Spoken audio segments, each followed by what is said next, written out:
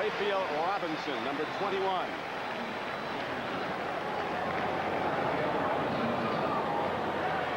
As we look at the offensive blockers for John Elway, Gary Zimmerman, one of the best tackles in football. Leonard Russell could get 25 carries today with Rod Bernstein out. Miller and Tillman, the starting lineup. Shannon Sharp, the all-pro tight end.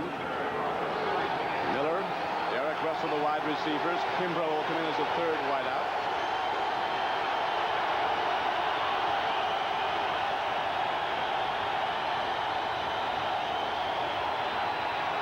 Puts it up on first down, and he throws a strike downfield as he goes to tight end Jerry Evans, and Evans takes the ball across the 30-yard line.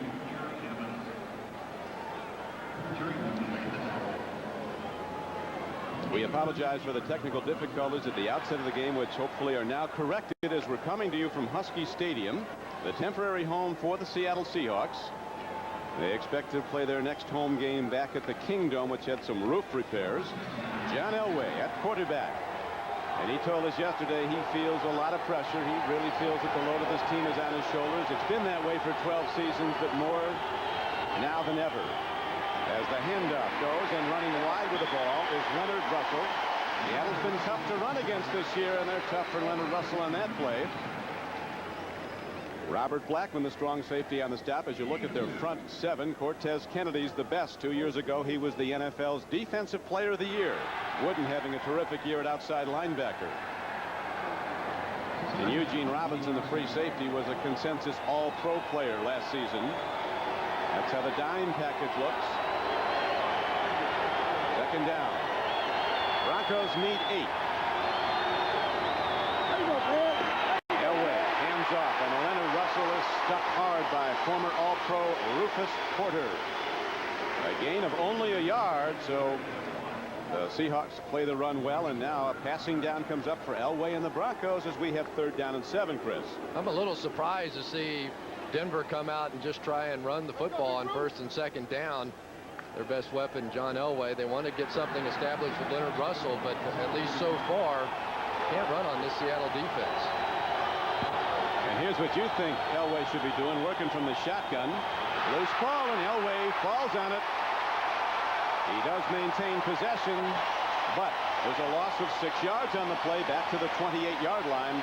So the Bronco offense is quickly off the field, and their punter comes out, and Coach Phillips has to wonder when's this going to start to work. Of course, Don, I would also suggest that they catch the football if they're going to go from the shotgun offense. And so we have had a very short opening offensive series from both these teams. The punt hit downfield now by Tom Ruin. Galvin Martin from his 29. He's across the 35 and out to the 39-yard line. So the Seattle offense comes out for a second time. Down to make the play on special teams was Jeff Robinson for the Denver Broncos. Temperature over is about 65 degrees. Overcast day, sun breaking through a little bit. Good day for football here in the great Northwest as Seattle starts with its 2nd possession now. Kelvin Martin had a big day last week, his first 100-yard receiving game of his career against Indianapolis. Veteran, he was a former Cowboy, signed here as a free agent. For one reason, he said he wanted to start and to play from scrimmage. Here's a long ball by Meyer downfield. He's got it right on target to Brian Blades, and he can't hold the ball. As Coach Flores, who wants a more vertical passing game, more of a downfield passing game, lets Meyer put it up, and he does almost hits the big play. It'll be 2nd and 10. They look deep, but Farrell Edmonds was wide open. The tight end running across the middle.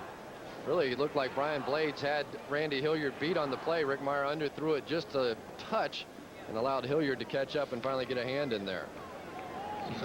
Now Meyer brings his team out. 2nd down and 10 from just across his 38-yard line. 10:45 to go. First quarter, there's no score. Warren cuts back. It's Warren. Stopped at the 40. Somehow sheds a tackler. Breaks back and gets ahead for a gain of about 8 yards. Chris Warren 3rd in the AFC in rushing and in total yards. He's their leading rusher. You're going to see Chris Warren more often than not today. He has 106 rushing attempts coming into this ball game. The next closest on this team is John Vaughn with 18. So when they run the football, it's Chris Warren. And we'd like to welcome those of you who've just watched Buffalo defeat Miami 21-11. As the Bills move into a first-place tie in the AFC East with the Dolphins. Don Criqui with Cris Collinsworth at Seattle. Meyer with a nice throw in the flat. Running in the open field is his fullback, Steve Smith. And he's knocked out of bounds at the 28-yard line.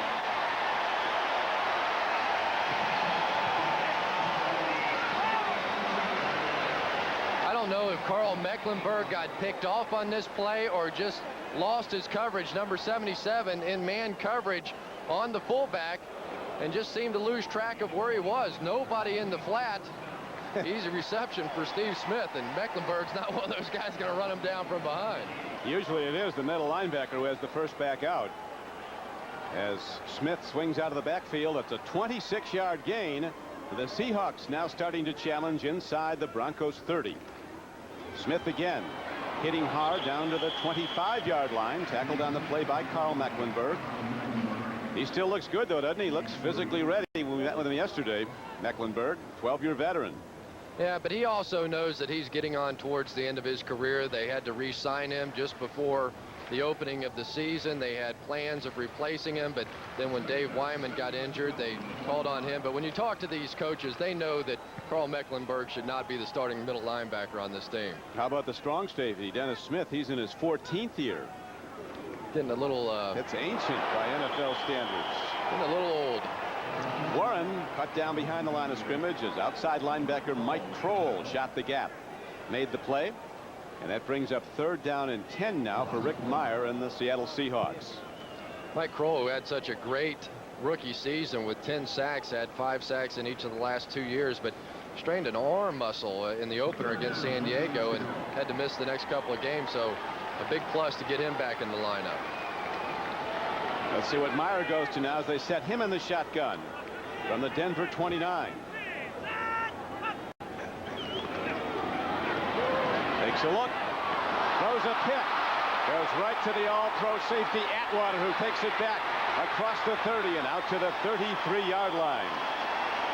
So Rick Meyer, who throws very few interceptions, that's only his 4th of the season, gives up a scoring chance for Seattle as the Broncos. Steve Atwater makes the big play. 23-yard return after the interception, and Denver has the ball when we come back. Of Lakeland.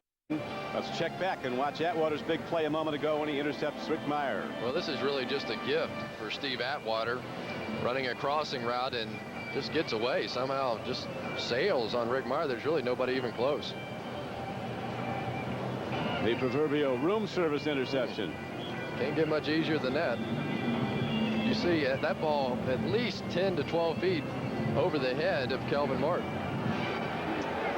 Denver Broncos struggling to get it right. They were rated a Super Bowl contender before the season, and they're off to their worst start in 30 years. 0-4.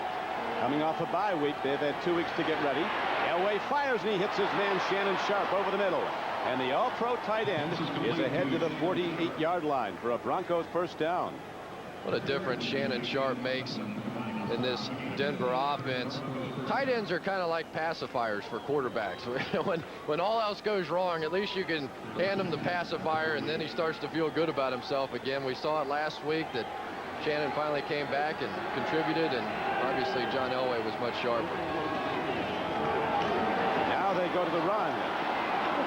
Reggie Rivers on a counter, cuts it back and gets down to the 46-yard line of Seattle, where Cortez Kennedy, number 96, is the tackler. Well, one of the things that Rusty Tillman, the defensive coordinator for Seattle, was concerned about was the ability of the Denver Broncos to get outside his defense. You take a look at Cortez Kennedy. He admitted he had probably the worst game of his career last week against Indianapolis. Expect him to pick up the pace today. He's invariably double-teamed, sometimes triple-teamed as Cortez Kennedy.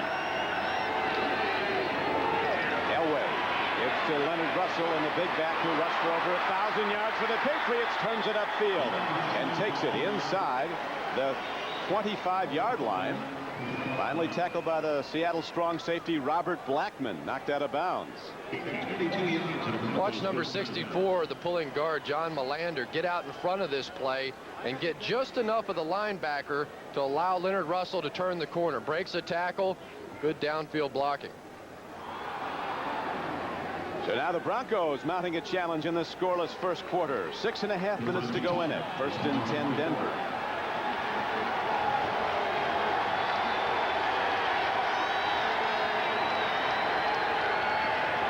Pitch back. Russell gets a gap and takes it down inside the 20. And with a power drive, he takes it to the 15-yard line. He got 9 yards, very close to a first down.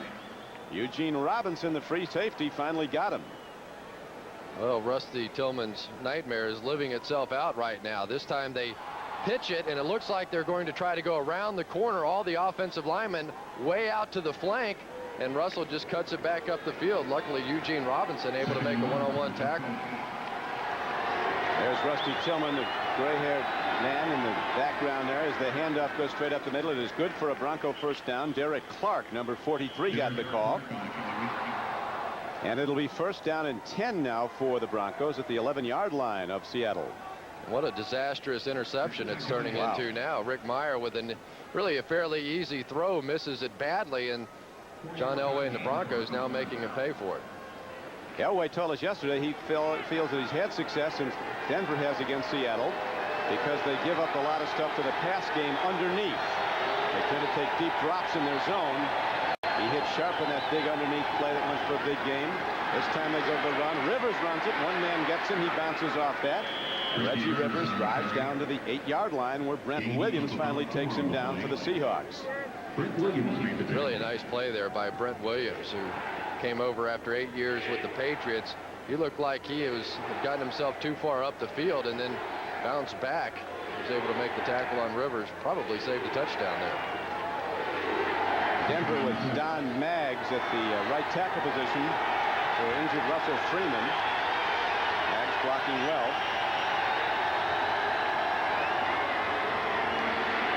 And Russell moves outside, and a big play by the all-pro safety Eugene Robinson, who knocks him out of bounds for a loss on the play. What a year Eugene Robinson is having and has had in the past. Has more interceptions than anybody in football during the decade of the 90s. Also the Seahawks all-time leading tackler. And Don, now they get down to a goal line passing situation, which has been kind of shaky ground for John Elway and the Broncos this year. A couple of disasters late in the fourth quarter cost them games. 3 times they had 1st and 10s inside the opponent's 15 in the final 2 minutes and couldn't make anything happen. Elway looks, he fires, and he overshoots. Shannon Sharp running a drag pattern to the outside. Dave McClellan, the dime back, was in covering him, a former Colorado player. So now the field goal unit comes out on 4th down.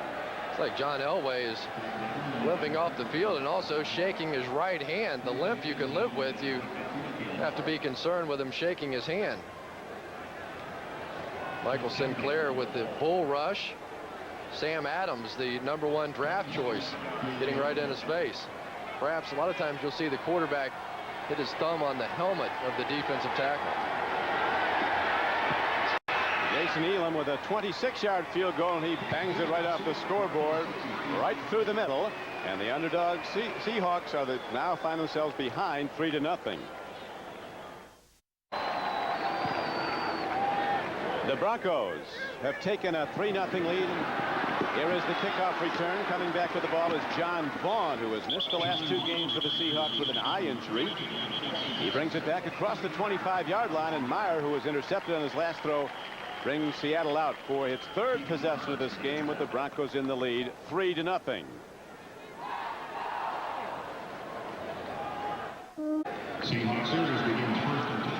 John Elway apparently jammed his thumb a little bit in that last possession, Chris.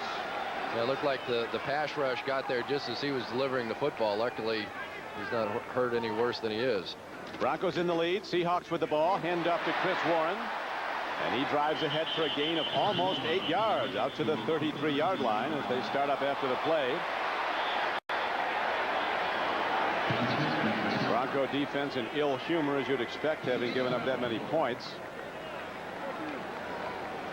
Ben Smith in a pushing match. Ben Smith comes over from the Eagles. He knows how to fight on the field. They're working on John Elway's thumb on the sideline. He went back behind the bench and threw a few balls and looked okay, though. the franchise. $5 million per. Yeah, that's what Wade Phillips told us yesterday. He said you got a $5 million quarterback, you've got to put a lot of good people around him. That's why we went out and got receivers for him. And as Rusty Tillman, defensive coordinator for the Seahawks, said, there's nothing wrong with the Denver offense except it's not getting in the end zone. They're really moving the ball 375 yards a game. Meyer with a quick throw over the middle, gets his tight end, Farrell Edmonds. That's only his 6th catch of the year, but it's good for a first down out to the 41-yard line, tackled by Atwater. And Mike Kroll really gave Rick Meyer a pop at the end of that play. Kroll just coming on the blitz, and it's up to Rick Meyer when the tight end releases like that to just simply get it out of there on the hot read. And a little headbutt from Mike Kroll as Rick tries to shake it off. Seahawks down 3-0. Meyer hands to Warren. Good fake by Meyer. Started to bootleg, and some of the defense swung with him. The carry was by Warren, and he gets it to the 44-yard line. He faked after he handed off. Started to bootleg. Ted Washington was the tackler. He's troubled by a leg injury. Does not have his usual quickness, nor does his other tackle in the Denver defense, Dan Williams. It's a fumble by Warren, and a ball once again comes up into the hands of the Denver Broncos, who were near the bottom of the league in turnovers. Covered by the defense. Seattle was at the top with a +9, but this game in the last 2 possessions, the Seahawks have turned it over twice. I really didn't see the fumble, and I'm not sure most of the Seattle players did either. They were sort of just standing around or getting ready to get back into the huddle. Warren takes the handoff, and see, just before he got to the ground, I think the football's laying there right at the top of his head, and his arms pinned underneath him. He couldn't go get it. Elway takes a look. He fires hard, and he was nearly picked off. Elway really putting some hop on that ball as he fired it at Cedric Tillman. Eugene Robinson almost the play on it. Elway hasn't lost any pop in his arm. Don, you really hit on the key, though, that Seattle wins football games by not turning the ball over. That is the entirety of their game plan. Just don't make key mistakes. So far, a fumble and an interception in this one. Denver converting that first interception into a 3-pointer.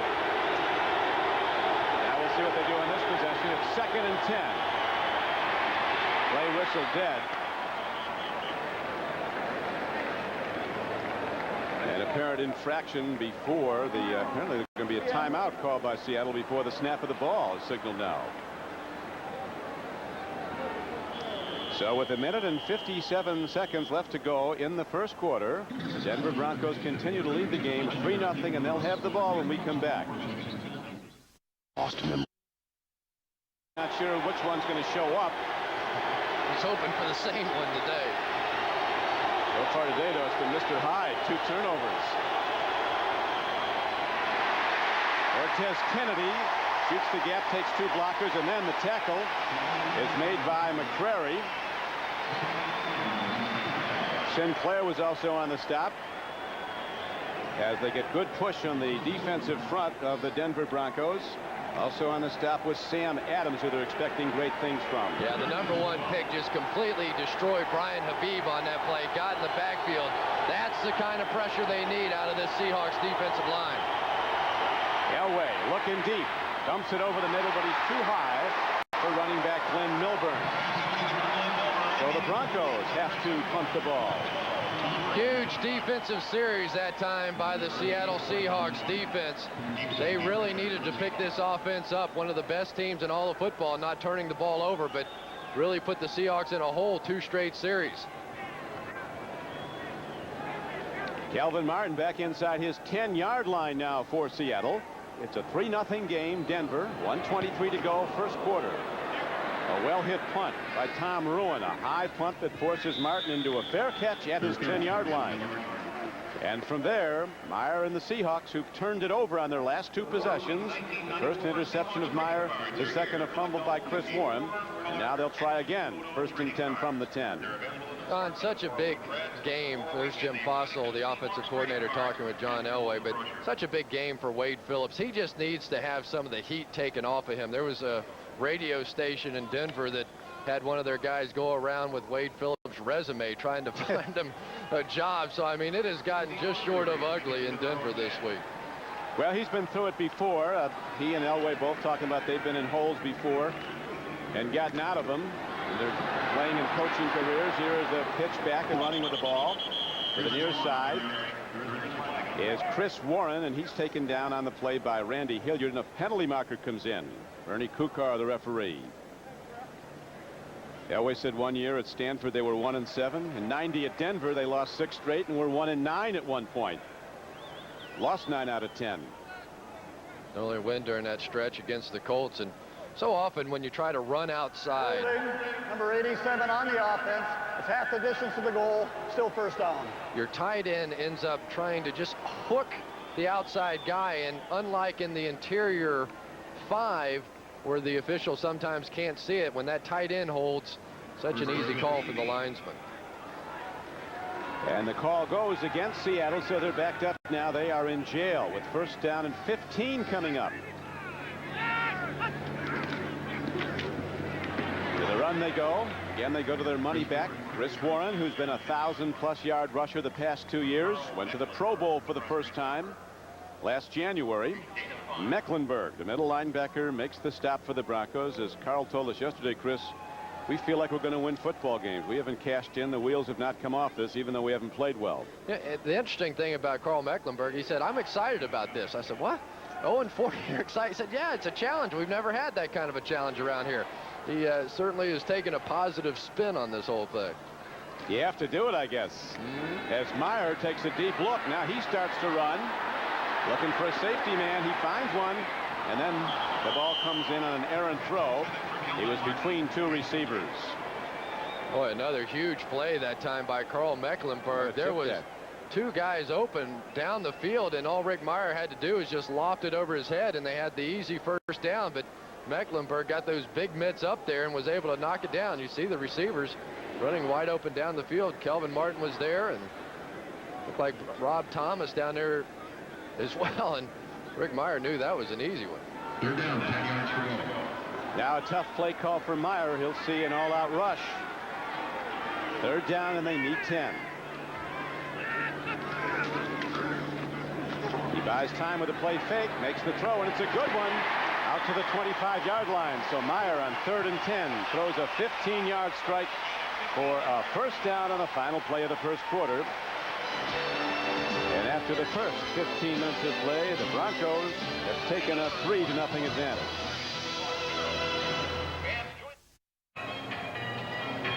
There's Charlie Waters, the defensive coordinator for the Denver Broncos. We talked with him last night. He was a little fired up, wasn't he, Don? He was.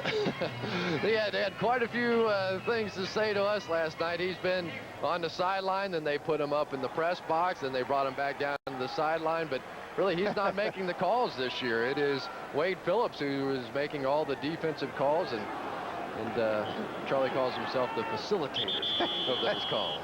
I tell you, Charlie, like any coach in the throes of a difficult season, he's feeling the pressure. He got played on 5 Super Bowl teams with the Dallas Cowboys. He was an all-pro safety.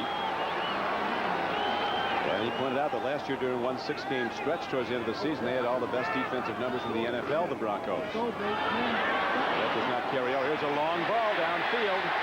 Tipped and lost. What a play by the defender, Raphael Robinson again. Randy Hilliard came over and knocked it away. As Michael Bates, Olympic sprinter who won Olympic bronze at Barcelona in the 200 meters, had a step on him. Well, now that's 2 big plays by Randy Hilliard, who's replacing Ray Crockett at the cornerback position. I was wondering when Denver was going to come with their first blitz. They did that time. Steve Atwater came, left man-to-man coverage, and Randy Hilliard, another play. Watch him jump over the back to knock it away. That's just brilliant corner play. Terrific play by Hilliard, starting for the injured Ray Crockett. That brings up 2nd down and 10 for Seattle. With a run, Warren finds a gap. Warren's big at 225 pounds, and as you see, very quick laterally as he shifted gears and broke ahead for a gain of 8 yards. Tackled by Dennis Smith.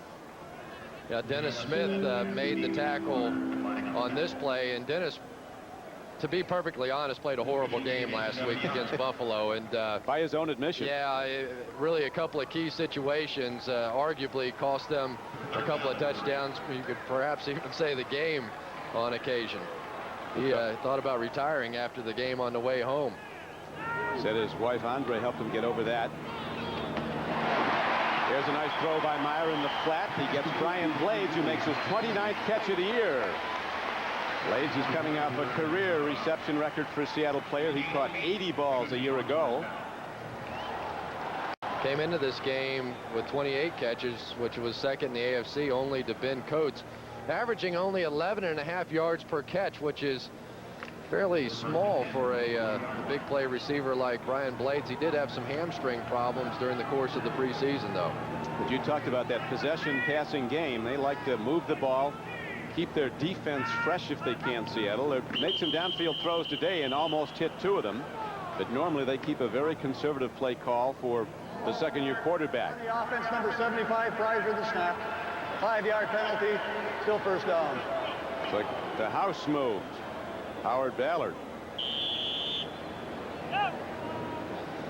The house hasn't missed a play so far during the course of the season. A free agent pickup. Played so many years with the Buffalo Bills, and boy, would the Buffalo Bills like to have the house back. Man. Real problems up front for Buffalo. Although they got over some of them today, beating Miami, but they really miss House Ballard. He was a Pro Bowl tackle last January and came in here for some Seattle millions. John Fina hurt now. Yeah, John Fina, the left tackle, is out. On a 1st and 15 play, most of the Denver defense comes up and makes the hit on Chris Warren. Elijah Alexander, outside linebacker, was the lead tackler. And I think we could fairly say the crowd was less than enthusiastic about this 1st and 15 call as the Boo Birds were out. Well, Elijah Alexander has really been a nice surprise for this Denver defense. Replaced Carl Mecklenburg at the beginning of the season. His first start ever against San Diego, had 10 tackles to lead the team, and twice since that he's also led the team in tackles. I don't think they really expected that much out of him. He's played well, number 58 at the right outside. Meyer takes a look.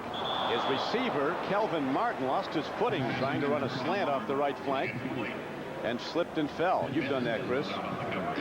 More than once. Not often. That time Ben Smith just manhandled Kelvin Martin on the outside, bump and run coverage, and the bump was just too much. He literally knocked him down. Now again, Meyer faced with a tough play call. 3rd down, and the Seahawks need 14 as they set up in the shotgun.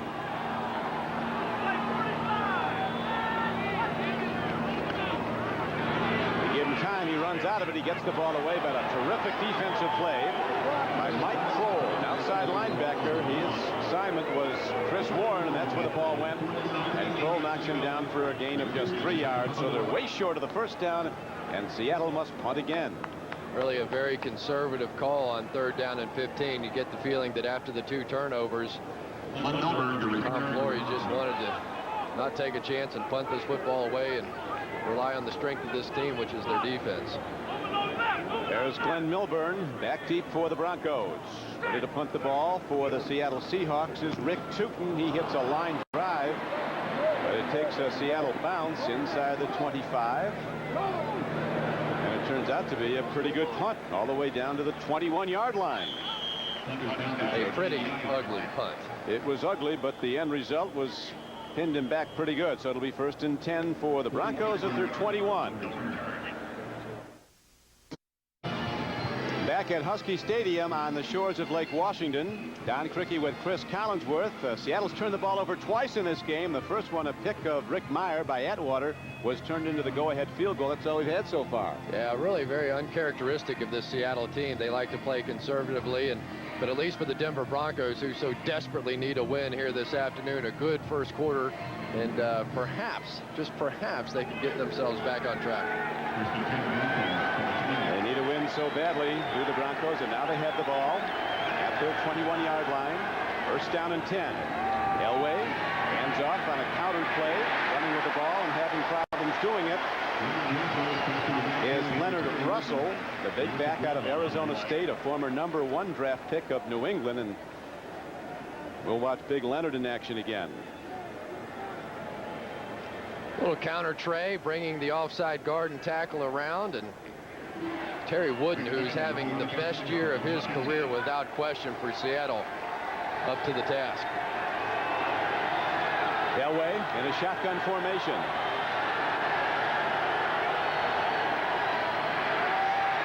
Fastball, but too much lead on it. Turning out of the ball was Tillman, one of his wideouts. And that brings up third down.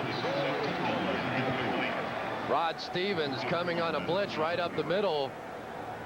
The Broncos don't even lay a glove on him, and he is going to tattoo John Elway. Been a rough start for John. It's interesting, Tillman, the defensive coordinator, Rusty Tillman for Seattle, talking about one of the reasons Elway's such a good runner is he's so big. He said, not just speed, he said he's strong, he breaks tackles. On 3rd and 11, Elway fires a strike down the middle. It'll be very close to a first down. The spot will be everything here. And if he has it, it might be just by the nose of the ball, as he got his all-pro tight end Shannon Sharp. Shannon, we met with him yesterday, has treated himself after he made first-team All-Pro to a custom-made diamond-studded watch. I think that watch, Chris, might be worth more than my house. What a watch. Yeah. He leads the league in watches, Shannon. And Shannon Sharp's also happy to have that knee brace on his knee. This is a big play here on 3rd down. Did pick up the first down. Remember the bet he had last year with his brother Sterling? I think it was like $20,000 as you take a look at the knee brace, and when Sterling jumped out and was on pace to go over 100 again, he said, I had to settle out of court. That's right. And part of the settlement was that he wasn't allowed to tell how much the settlement was. That's right. Is he, and that's a pretty good family tandem there. His brother Sterling of the Packers and Shannon taking turns making All-Pro. Handoff goes to Reggie Rivers. A penalty marker comes in from the side judge. Outside linebacker Rufus Porter was the lead tackler for the Seahawks with 10:15 to go in the first half, and Denver leading 3-0. All against the Broncos.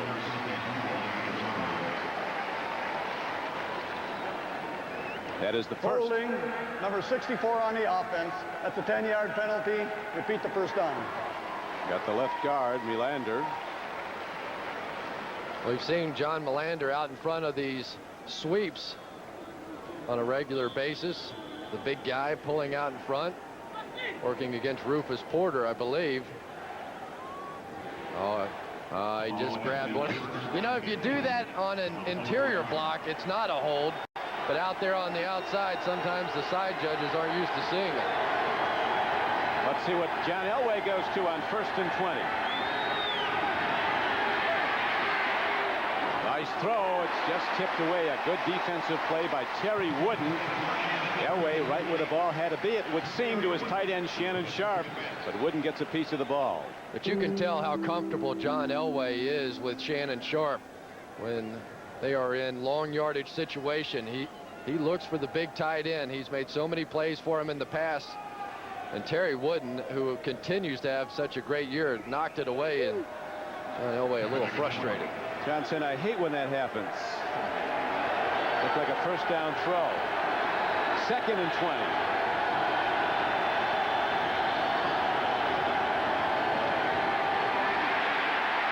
Nice screen set up to Milburn. He's a breakaway runner if they give him a block. At 180 pounds, he's not heavy enough to break tackles by linebackers. Cortez Kennedy and Terry Wooden, about 550 pounds of football players, take him down. So impressed with the play this year of Terry Wooden after a couple of knee operations. Some question whether or not he was going to be able to come back and make the plays, but he has been phenomenal. Either tied for or led this team in tackles in 4 out of the 5 games. Returned a touchdown on an interception earlier this season. Has been simply phenomenal.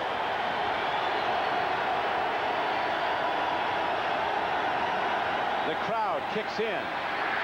Elway hit hard and sacked back at the 13-yard line. Bob Spitulski, 58, a backup linebacker, came on a blitz.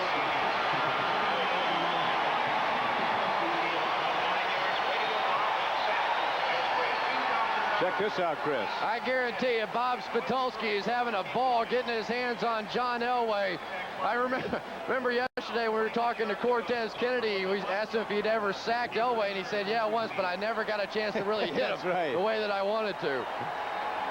Never hit him like you'd like, as he said. Here's a long punt downfield to Kelvin Martin. Backpedaling, he'll return it from his 28 to the 35, and he's hit hard. Interestingly, talked with one of the great kick returners, Rod Woodson, the other week about returning kicks. He said the key to returning them is go as fast as you can as soon as you get the ball. Imagine the feeling of running with the wind at your back. Moving effortlessly in total control. Place on earth they should ever go. After a look at beautiful Puget Sound by Seattle, we come back to Husky Stadium, where the Washington Huskies won again yesterday. Beat San Jose State as Napoleon Kaufman had a big day, 254 yards rushing. One of the leading Heisman candidates right now, Rick Meyer, fires downfield. He hits the open man. Blades turning out. Meyer right on target for a first down throw.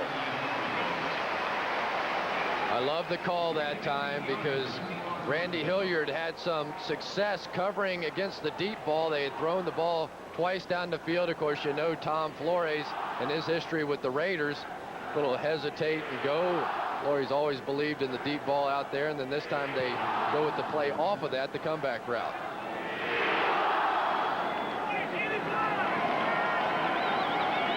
Pitch back to Warren. Blockers in front, and good defense by the Broncos as Dan Williams, a 290-pound tackle from Toledo, who's troubled by some knee injuries and has lost some of his speed, but still a very good young football player. He shed the block and made the tackle. Such high expectations for these couple of defensive linemen, Dan Williams and Ted Washington, who came over from San Francisco, the former #1 draft pick, but both of those guys banged up the entire preseason, really didn't get a chance to practice in pads until the final preseason game. Now they're both back, Williams and Washington, albeit hampered. It is second down and 10. Meyer with a play fake, swings it out, gets his man. Coming out of the backfield is Tracy Johnson, and he's knocked out of bounds at about the 43-yard line by cornerback Ben Smith. We talked to Charlie Waters yesterday, Chris. It was interesting when he assessed his defense, saying, we don't know who we are. Yeah, they really don't. And they've got some people that you just have to question whether or not it's the correct decision. I mean, Carl Mecklenburg obviously in there because of the injury to Dave Wyman. Not great speed in this defense with the two deep safeties. You have to be able to chase the tight end down the field. Dennis Smith trying to cover a half the field in his 14th year in the league. Some serious question marks about whether or not these guys are in the right place.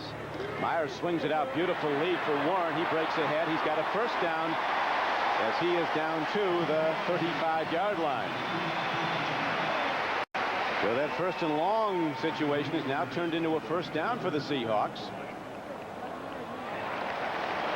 Call going against Denver.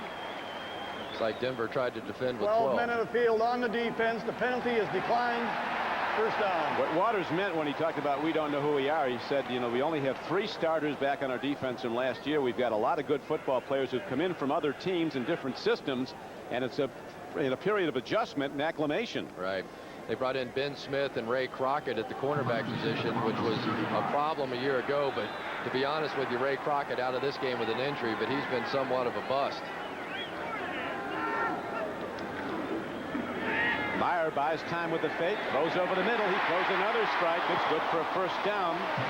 Field a little damp. You can see the wetness on it as Kelvin Martin makes his 27th catch of the year for a first down. Kelvin Martin's really been picking up the pace in the last couple of games, and when you want to play this too deep look, there's always a hole right over the football. Dennis Smith tried to break late on the ball, but simply couldn't get there in time. That's really the responsibility of the linebackers to get underneath that throw.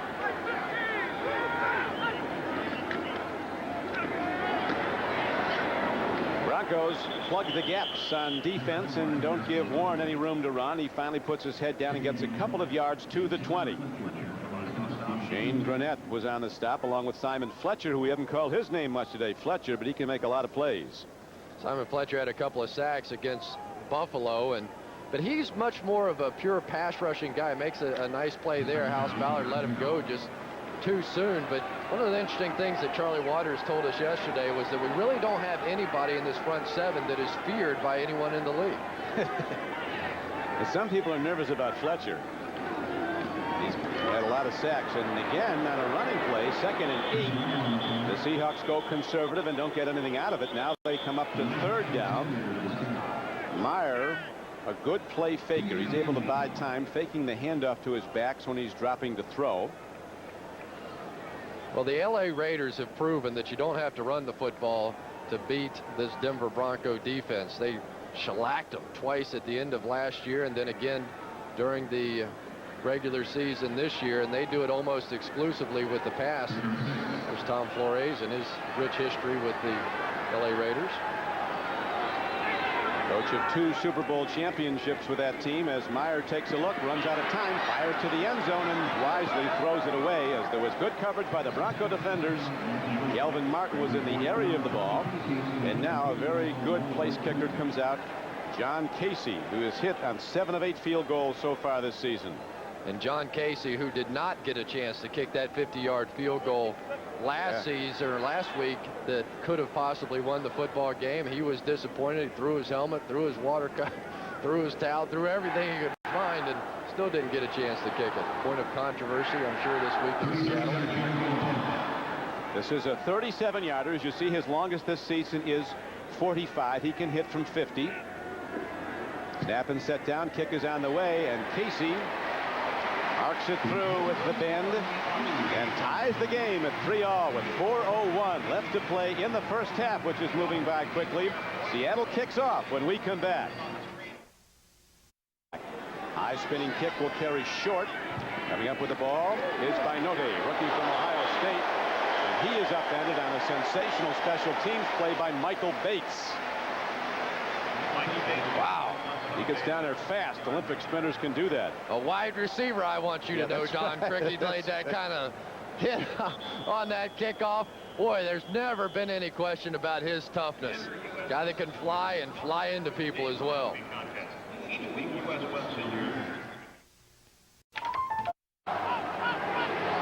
Michael Bates, who made such a big hit on that kickoff, came into the game with a bad ankle. May have a bad head after a couple more shots like that. That was a full-time whack.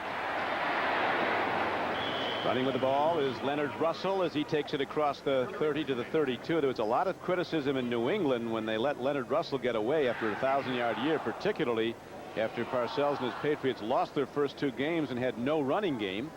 They have more passing yards than any team in the league, do the Patriots, because of the Washington State star Drew Bledsoe. Right now, New England's leading the Raiders 3-0 in the second quarter. Elway setting up on 2nd down and a long 4. He looks, he fires, and again he's off target.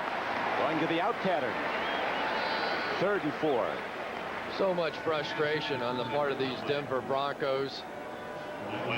Elway missing passes and guys missing blocks and holes and blitz reads, and anything that could go wrong so far for the Denver Broncos has. And boy, I tell you, the pressure now really beginning to build on Wade Phillips.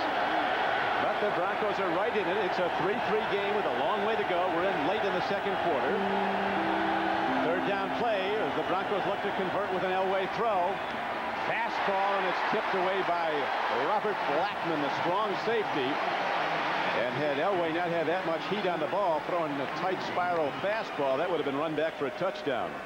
Blackman just reading the quarterback's eyes. He's playing center field, and you see him watching Elway and just times it out. Raiders now up on New England 7-3. Kelvin Martin is back deep for Seattle. Bruin punts the ball downfield for the Broncos. A well-hit ball down to the 14-yard line. And Martin is upended as there's good special teams play there. Coming down to make the play is number 25, Charles Swan, a rookie free agent. And it looks like Kelvin Martin, Chris, is down now for Seattle. He's flipped. Don't know if he landed on his shoulder or looks like he's pointing towards his knee.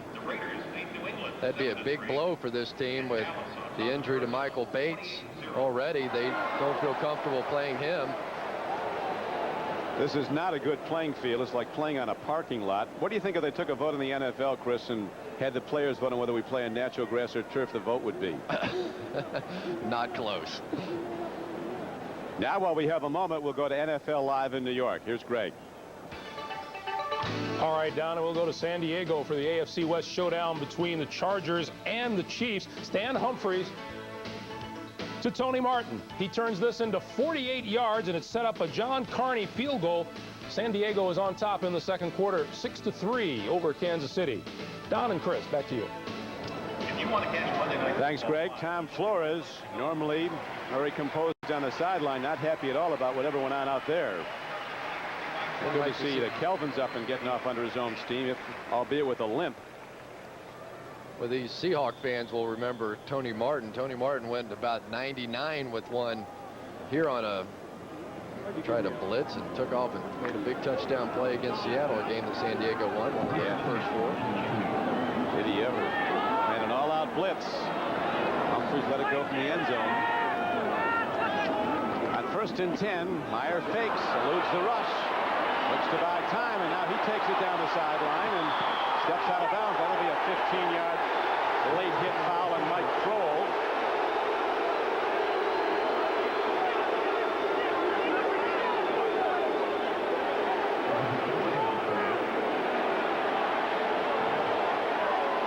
So that'll advance the ball well downfield. A big play it turns into. Personal foul, number 51 on the defense, late hit out of bounds. That's a 15-yard penalty from the end of the run. First down. Mike Kroll not happy a little bit. Rick Meyer turns it up the sideline, trying to stretch it for all he can. Looked like about a yard out of bounds. Good call by the officials. Look at Coach Flores tries to catch his quarterback. One of the problems, though, for the defensive linebackers as he got out of the way is that Rick Meyer then sort of leaned up the field. He was going to try and stretch it into every extra yard before getting out of bounds, and really a difficult play for a linebacker who weighs 230 pounds to stop his momentum at that point. Ball's advanced out to the 47. Meyer with a play fake. They're throwing the ball downfield more. Now he's in trouble. He looks and throws it to an open man. Wide open at the 18-yard line. The ball is thrown to Michael Bates. Is it going to be a live ball? Apparently it is. It's taken away from Bates by Atwater, who has his second turnover. It is a live play, so the pass play was complete, and the Seahawks have turned it over for a third time to the Broncos. A big play by Steve Atwater. Rondell Jones was completely beaten on the play. Great improvisation here by Rick Meyer. Michael Bates had him completely turned around, but then watch the play at the end. There he is, Randy Hilliard again coming up with another big play. Steve Atwater, that's 3 turnovers so far for Seattle. Seattle was #1 in the league in turnover ratio. They were +9. That's dropping quickly. But Denver so far only to capitalize on 1 turnover. That was the opening field goal.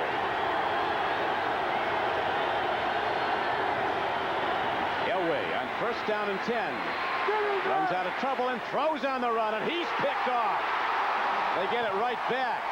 Is Orlando Waters, a rookie cornerback, free agent from Indiana, steps in front of Anthony Miller. So on consecutive plays, we have turnovers. There's also a marker down at the line of scrimmage. Wow. The interception negated on a penalty call, offside against Seattle. So Denver keeps the ball with 2:15 to go in the first half, and the game still tied at 3-all. Offside on the defense, the nose guard, 5-yard penalty, still first down. Had to be lined up in the neutral zone. A little flinch. Boy, what a difference in the ball game. So far, Seattle has really hurt themselves with mistakes. That makes it 1st and 5, so Elway, instead of losing an interception, finds himself with a nice play call for a QB. And he'll go to the throw. Jumps off a screen. He sold it well, but the Seattle defense comes up. Now tiptoeing the sideline is Glenn Milburn, and he is ahead to a first down. Let's see where they move him out of. They're going to mark him out of bounds at the 38. He'll be just short of it. The giveaway takeaway ratio usually indicates who's winning in the NFL. This is coming into today's game. Seattle +9. Knocked that one down a few slots. Denver down at 11 with a -4. We're down to the 2-minute warning. Denver with the ball and a 3-3 tie on the board. Don and Chris. We're back to live action now as John Elway steps in and he dumps it off. A nicely played ball, and turning it up down the sideline is Glenn Milburn as he is across the midfield line and down close to the 45-yard line. Wade Phillips seeing his offense come alive now. A lot of different looks and play calls. Yeah, and just in case you missed the pregame show, I talked to Pat Bolin, who's the owner of the Denver Broncos, and asked him to confirm some Denver media reports that Wade's job was safe until after the season. And he simply said, I never said that. And I said, well, does that mean his job's in jeopardy if they keep losing? He said, I never said that either. He said, nobody's job is safe, not even John Elway. So interpret that as you will. Pat Bolin said, none of us are doing a good job. The owner, the coaches, or the players when you're 0-4. Elway throws long. Sharp is open, and he has the ball inside the 15-yard line.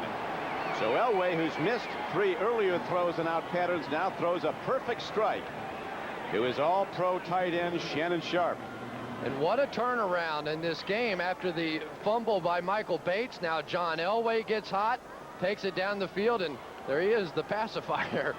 Shannon Sharp is he just like a little comfort aid for John Elway, and you can tell the difference in John's game when Shannon's in there. That's the first place Elway looks at Sharp. Now he fires another one right to 84 again. It is Shannon Sharp out of bounds at the 10-yard line. A gain of about 3 yards on the play. Knocked out of bounds by a nickelback, Raphael Robinson. Came out in that San Diego game and had such a big ball game, hurt his knee, missed the next couple, came back against Buffalo and had some impact, caught about 4 balls for 90 yards, but no question about it, a big reason why Denver lost their first 4 was the problems that Shannon Sharp had. Yeah, he was troubled by a strained knee. Here's a handoff to Milburn. He's quick. He steps out, steps up, and almost steps in. He's down to the 3-yard line. He'll be close to a first down. Looks to be about a foot short of it. As you see the game clock down to 1:38 to play in the first half. And Glenn Milburn getting a few more chances to run the football in this ball game. He's been used primarily as a receiver, but certainly adds a dimension when you can get him outside. Belander and Habib have been doing a good job all day out in front, just giving him enough room to turn the corner. It's interesting, we talked to the all-pro safety of Seattle, Eugene Robinson, about what he does when Elway scrambles. He said, I immediately go deep because he's usually looking to throw deep, and then he yells plaster, which means you stick with whoever you have on the offensive side near you. That's the call to his other defensive players. Also like what Eugene Robinson had to say. He said, on my off day, I found myself driving down the road thinking about John Elway. He said, how sick is that? On my off day, I'm driving around thinking about number 7. Yeah, he said that he was on my mind.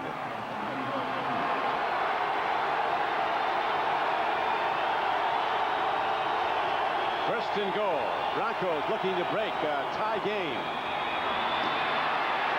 Big defensive play as middle linebacker Rod Stevens, number 94 from Georgia Tech, makes the head-on shot on Reggie Rivers. Boy, is that some linebacker play right there. Rod Stevens, who is the run stuffer on this defense. They try to protect him, and then he fills the holes just like that. Perfectly played.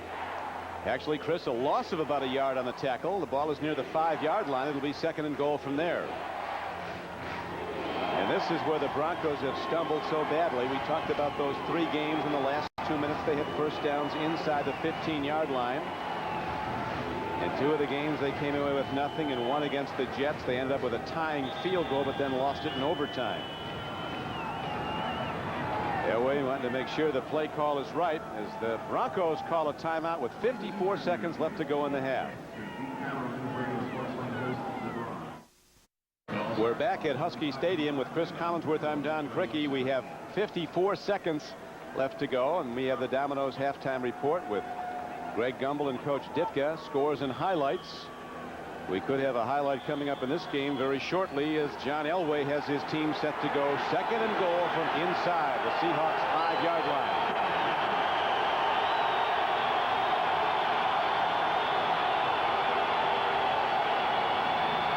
Elway fires and he comes in high. Having trouble keeping that fastball in the strike zone this year. Looking a little like Bob Gibson so far, everything up.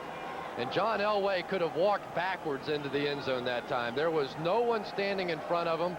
The hole opened up, but he was focused so much on his receivers down the field, never saw it. And for Wade Phillips, they could desperately use a touchdown right here. This team has struggled emotionally throughout the first 4 games of the season, and to go in 10-3 instead of 6-3 would give just a big lift to this offense. Take a look at the gap. Yeah, boy, gee, really.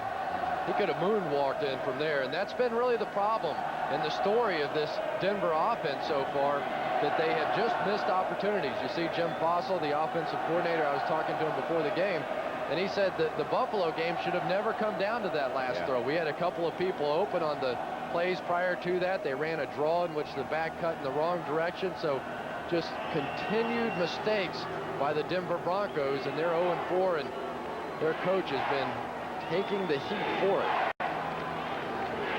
Now they come to another of those big plays at near the goal line. 3rd down and 5. 4 wide receivers set. Here comes a blitz from Seattle. Elway might be running. Bad snap. Elway is sacked back at the 16-yard line. Blackman, the safety, coming out of blitz. They shot everybody. There's also a penalty marker down in the end zone. Elway says it's against Seattle. 49 seconds to go. You have got to be kidding me. Well, the Denver Broncos have gotten next to no breaks this entire season. This is a huge one. Like Anthony Miller was saying, he played for San Diego when that team was holding. Number 21 on the defense. That's half the distance to the goal. First off. Raphael Robinson, so instead of a sack and 4th down at the 16, it's 1st and goal at the 3. And Tom Flores cannot believe it. His team that prides itself on not making mistakes, not making turnovers, has absolutely played an awful first half. Seattle having big trouble with turnovers. They've turned it over 3 times now. That critical penalty gives the Broncos new life for a touchdown try. Elway rolling out. He can run it in, and John Elway dives across, and he's in.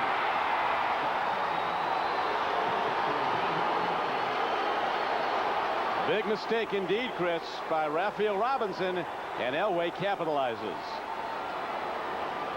A 4-point mistake that time by Robinson. Wow. And there it is for Wade Phillips, perhaps the break he has been waiting for. John Elway had a chance to hit Shannon Sharp. Looked like he was open, but John didn't want to take any chances with having one slip out of his hand this time. Jason Elam, who hit the field goal to open the scoring, hits the extra point. And with 43 seconds to play in the first half, the Denver Broncos lead this game for a 2nd time. And it was good news for Wade Phillips when he saw number 7 go in the end zone. Well, you could just feel the pressure when we talked to Wade Phillips yesterday, and you know that one has to feel good. A little cheap that time, but it has to feel good. John Elway's been under a little pressure as well. People have gone so far as to go back and look at all his so-called game-winning drives and scrutinized it, and they've said, well, only 3 times in all of that has he actually thrown a touchdown pass to bring his team from behind. A lot of times it was field goals that they had set up, but when you go 0-4 with a team that was expected to be a Super Bowl contender, everybody takes the heat.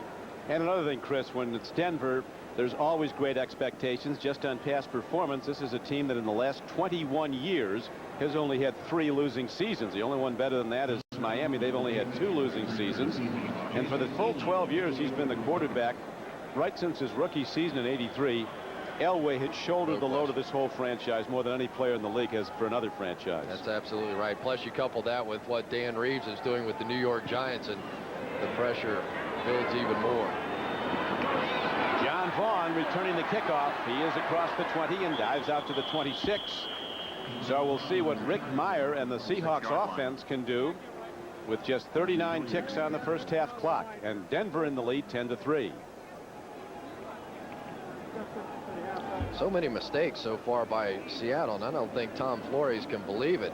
You have to remember that last touchdown drive by the Broncos started because of the fumble by Michael Bates when it looked like that Seattle was about to go in for the score. Yeah, that was a big turnover. All three were.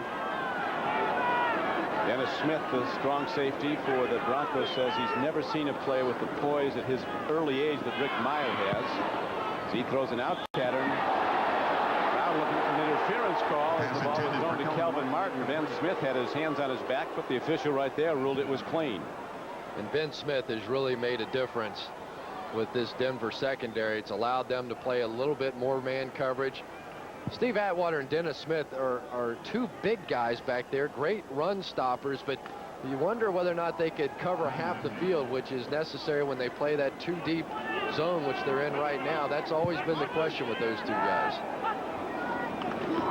Meyer from the shotgun. They pick up the blitz. He hits an open man out to the 40-yard line with 26 seconds left to go and the clock winding down. And now there's a timeout signaled for Brian Blades with the catch and Ronnie Bradford with the stop for the Broncos.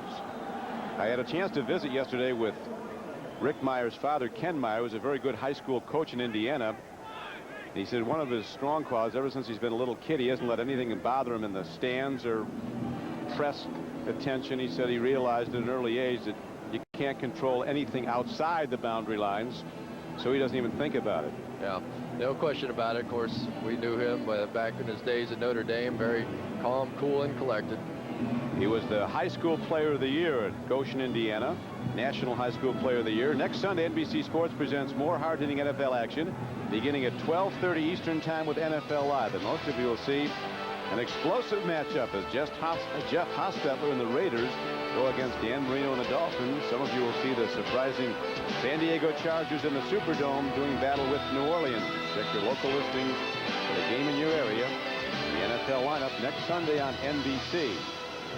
Today we're at Husky Stadium. The 3-2 Seattle Seahawks looking to make something happen with not much time to do it. Just 25 seconds left in the half. There's always a hole right in the middle of the field against this Denver defense. Their safeties are really split now. I mean, they drop into a deep zone coverage. Here is the throw down. Another good throw as Meyer gets it down to the 40. 19 seconds left. Seattle still with 2 timeouts. Now they call one with 14 seconds left. So Meyer, with some accurate throwing, gets them down close to long field goal range, but they're not there yet. From where they are now, it would be a 57-yard attempt. We've seen it so much in the past. I did the Denver game against the Raiders last year. I've seen Denver probably 3 or 4 times in the past couple of years. And when you want to play those 2 deep safeties, it opens up a gap right in the middle of the field. And more often than not, that's where people try to attack Charlie Waters and Wade Phillips' defense. There's Charlie Waters. He really doesn't have control of this defense anymore. He made all the calls last year. Now Wade Phillips, the guy that goes in and actually breaking down the film and putting together the defensive game plan, making the calls and doing the signals and doing a little bit of everything. The feeling was that, I suppose, if you're going to go down to doing it yourself. They're not down yet, though. I mean, he saw San Diego a couple years ago 0-4, and then they win 11 of their next 12, win the division, go to the playoffs, win a playoff game. Not that that's to be expected at Denver, but they still have time to turn it around, but this game is critical. And Denver does lead it as Meyer stands in again. He takes a look, an out pattern, he throws, gets it away as his players were covered. It looked like Martin might have had a move on the ball. It was a little shorter. That leaves just 8 seconds on the clock, so Chris, looks like they have time for one pass, maybe over the middle in a timeout. Yeah, and John Casey is a guy that has good long-range ability as a field goal kicker. He's 5 for 8, I was a little surprised they tried to take that ball and throw it down the field as far as they did. They really only needed to pick up about 6 or 7 yards to have a legitimate shot at a field goal. Let's see if they try some sort of a quick out or just a quick throw. Have to get it out of bounds. No timeouts remaining. Yeah, no timeout, so it'll have to be an out pattern. They won't have time to set up for anything else. They go over the middle. Chris Warren going to get out of bounds. He ran out the clock. It's horrible. That's absolutely horrible. Not heads-up football as Coach Flores. The play was to get out of bounds, but he never did, and the Broncos take a 10-3 lead to the locker room at the half, and we'll be right back after these messages from your local station. That was the key to the game, and right away he said turnovers. We can't afford any, and they've had none in the first half, the Broncos, Chris, and they certainly capitalized on Seattle's 3 turnovers. Seattle has just played horribly so far in this first half. 3 turnovers. Tell it like it is. Not to mention the fiasco at the end of the half. They should have at least gotten 3 points out of that. It was not a good first half, and the stats are really going to tell the story. 3 turnovers. You can see they've outgained them, maintained control of the football, and it's just been silly mistakes so far that's kept the Seahawks down. And Denver will have the ball to start the third quarter as they will receive John Casey, who has Seattle's only points on the field goal, ready to kick it off. Little known fact about Meyer, his father was telling me, he was in high school a kid that a lot of times kicked off into the end zone or out of it and had a couple of 50-yard field goals if they ever fall into a bind for a kicker. They kick off, knock downfield inside the 10-yard line. And Butler by Note, a first-year player from Ohio State who was a running back for the Buckeyes but has been made a defensive back and kick returner, runs it back to about the 22-yard line. And really most of the mistakes we talked about in the first half were on the side of the offense. Defensively, the Seahawks have played well. You get a feeling the way Meyer was spotting and hitting some open receivers, there's going to be some big plays here in the second half. And Elway is always a threat to hit the big play. Shannon Sharp going in motion. The pitch back goes. Leonard Russell coughs it up. There's a big play. About as big as it gets as the ball is. They can't get it. It goes out of bounds. It'll be Denver's ball. How often they do that. They dream of the glory of a touchdown and they boot a turnover. They had a fumble by falling on it. I mean, just one after another for the Seattle Seahawks. That time Rod Stevens, all he has to do is fall on the ball and his team gets it at the 5-yard line. Leonard Russell just gives it away. Stevens tries to pick it up, kicks it instead. Look at goes him. out of bounds. 5 guys had a play on it, falling on it. Incredible. You go back to the mistake by Raphael Robinson, the holding call that would have led to 4th down. Chris Warren not running out of bounds for a field goal try at the end of the half. Ran the clock out. Elway living dangerously, airs it out. He's got an open man, but a little bit too much lead on the ball. Elway with that big time arm as he let it fly about 65 yards in the air. Anthony Miller was the man going for the ball. Boy, any question about John's arm strength should come to an end right here. And Anthony Miller really was a little frustrated when we talked to him yesterday. That just said that he and John just haven't found a rhythm yet. He thought maybe the injury to Mike Pritchard might mean some more balls for him, but it hasn't so far in this one. The crowd really kicks in now. 3rd and 29 for Elway. Draw play, and it stopped. Good defensive alignment by the Seahawks. Linebackers in position. Leonard Russell carries. Robert Blackman, a strong safety, came up and put the first helmet on him. And now the Broncos will have to punt the ball from their end zone. Leonard Russell lucky not to have made a disastrous mistake, but I like the call that time by Jim Fossil. Give your punter enough room to get that thing out of there and let your defense take over. Broncos playing without their best runner, Rod Bernstein, and without wide receiver Mike Pritchard, still injured. There is the kick downfield. It'll roll. Bronco roll all the way out to the Denver 48-yard line. So instead of getting the ball inside the Broncos 10 if they fell on it, Seattle allows Denver to get possession and punt the ball And now Seattle will go 1st and 10 from the Broncos 48. Wade Phillips has seen somebody else self-destruct with mistakes today, not his side. And he's enjoying it for a change. Boy, all the mistakes. I bet you John Elway hasn't had 2 plays like he's had so far this year in his lifetime. Those 2 balls that slipped out of his hand. Meyer is going to throw on 1st down. He's way overshooting his receiver Kelvin Martin. Mix up on the pattern there. Meyer's looking for an out pattern. Ben Smith covering. Ben Smith has just been dominating on the outside. Looked like that time they were hoping for a slant. Ben Smith broke right in front of it, forced the wide receiver up the field, and Rick Meyer really has no clue what his wideouts are doing. And that brings up a 2nd down and 10 for Seattle. Warren gets a block. Chris Warren, like all the good runners, not over anxious. He waits for his blockers to make their move, then he commits, and he gets an 8-yard gain, tackled by Elijah Alexander. As a former wide receiver, it's not easy for me to say this, but I think they really have to get back to Chris Warren. He ran the ball effectively in the 1st half, and then they tried to open it up. There are some holes against this Denver defense, but you can have success running the football. It can really demoralize the defense. Usually they pound it out with Chris Warren. He gets a lot of carries, a 4-yard per carry average this season. Now on 3rd and 4, Meyer takes a look. He throws and he gets his man. He sticks it right on target. Meyer winds up and drills it into Kelvin Martin. I think they might have talked in the huddle there, Chris, and got the route straight. Been a good matchup all day. Martin against Ben Smith. Smith expecting some help from the inside.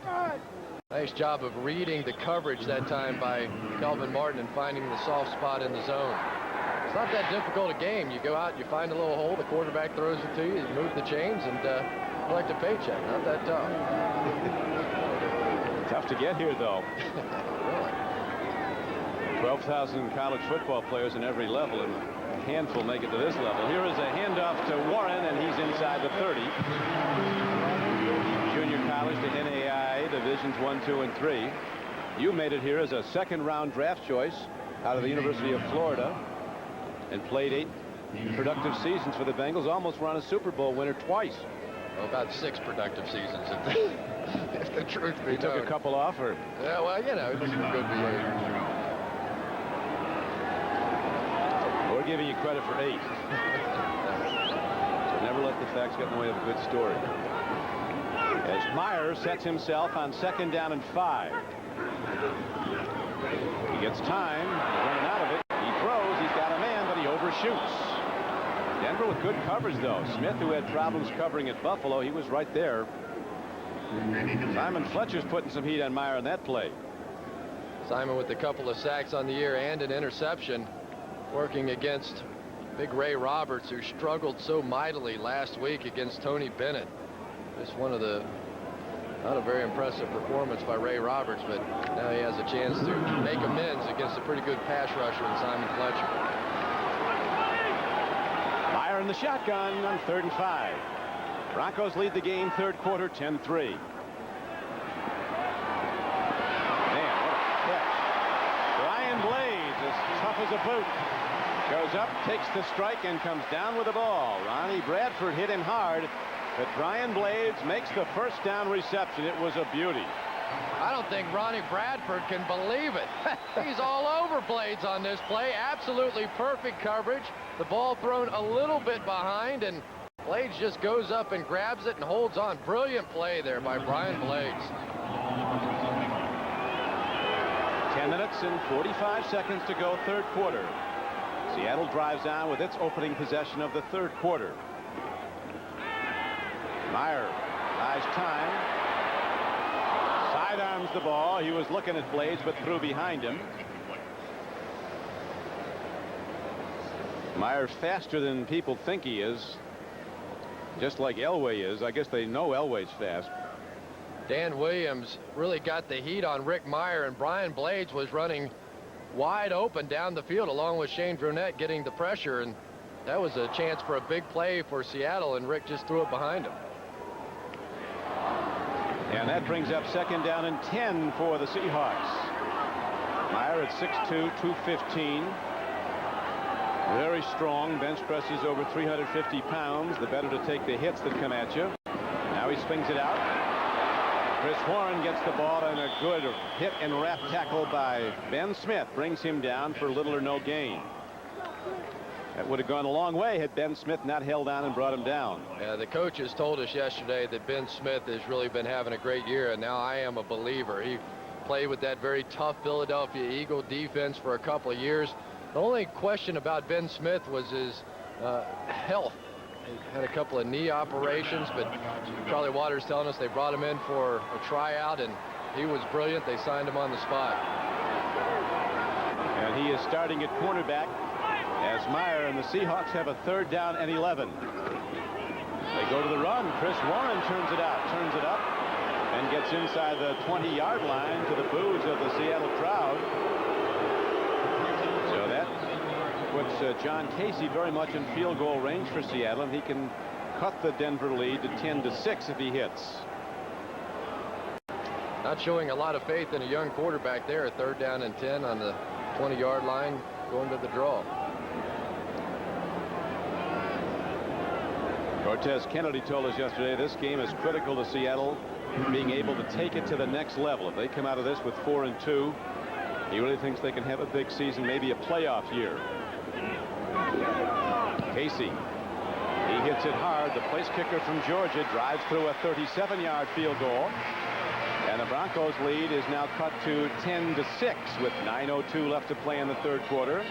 Seattle kicks off when we come back. Nody and Milburn back awaiting his kickoff. Denver in the lead 10-6. This is by Nody, rookie from Ohio State. The motor. Nody breaks it all the way out across the 40-yard line. So he comes in averaging almost 24 yards a kick return, making a big return there, and he's roundly congratulated as Casey, the kickoff man, finally knocked him out of bounds. A 35-yard return by the rookie, Butler by Nody. Meyer takes a seat now as John Elway's turn has come to go to work again. See if John Elway can open this offense up just a little bit. He found some success going to Shannon Sharp on that last drive. Rick Meyer, who started Notre Dame, and the man who's come after him, Ron Paulus, will lead the Fighting Irish against BYU next week here on NBC. The high-scoring Cougars with their own Heisman candidate and quarterback John Walsh. That's BYU versus Notre Dame Saturday at 1:30 Eastern Time, right here on NBC.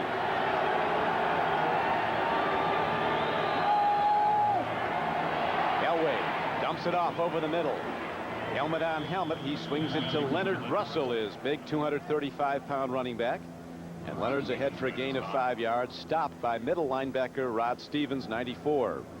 There really just is something magical about John Elway when he's dropping back and looking around the field and talking with Rusty Tillman, the defensive coordinator for Seattle. Asked if they're going to blitz John Elway. He said, why? He's seen everything. You're not going to fool the guy. That's right. You can't show him too much he hasn't seen 1,000 times. This time he hands off to Rivers. At counter play working well as they get the Seattle defense flowing one way and come back at it with a counter. Stevens again on the tech. And the Broncos have done a nice job mixing up their play calling today. One of the concerns during the off week that they had was that they had become too predictable. And now they've worked hard during that time to sort of mix up the play calling. Denver leading by 4 points. 3rd quarter. 1st and 10 for the Broncos. Elway talking to us yesterday about Seattle giving his stuff underneath, and there's stuff underneath there as he goes to one of his tight ends, Jerry Evans, for a 7 or 8 yard gain. Jim Fossil, the offensive coordinator, and John Elway can really drive you crazy when he gets on a roll like this, and he drops back, especially when he gets the opportunity to throw on 1st down, takes a look down the field and dumps it off, and you think, oh good, we've had a successful play, and it's 2nd and 4. Right now it is a 2nd, and they're calling it a long 4, almost 5. Russell works towards the 1st down marker, doesn't quite get there. He'll bring up 3rd and about a yard. Leonard Russell taken down by defensive end Antonio Edwards. Leonard Russell added to his repertoire last time out against the Buffalo Bills. Caught a career-high 10 passes. When you play for the Denver Broncos and John Elway's your quarterback, you better be able to catch the ball. Third down has been tough, though, so far for Denver. Leonard with 20 receptions for the season. Only half of them coming in that loss to the Bills on a Monday night. Third and short. Watch Russell, 32. That's Leonard Russell. No, it's not Leonard Russell. They go, yeah, that's Leonard Russell. Gets it. He breaks it and takes it inside the 20. Carlton Gray finally runs him down, but there are penalty markers down at the line of scrimmage. And Don, how many times have you seen it happen that a guy will jump off sides, in that case Terry Wooden, the whole defense relax, and a guy break off a big run? You could tell that the entire defense... On the defense, number 90, the penalty is declined. First down.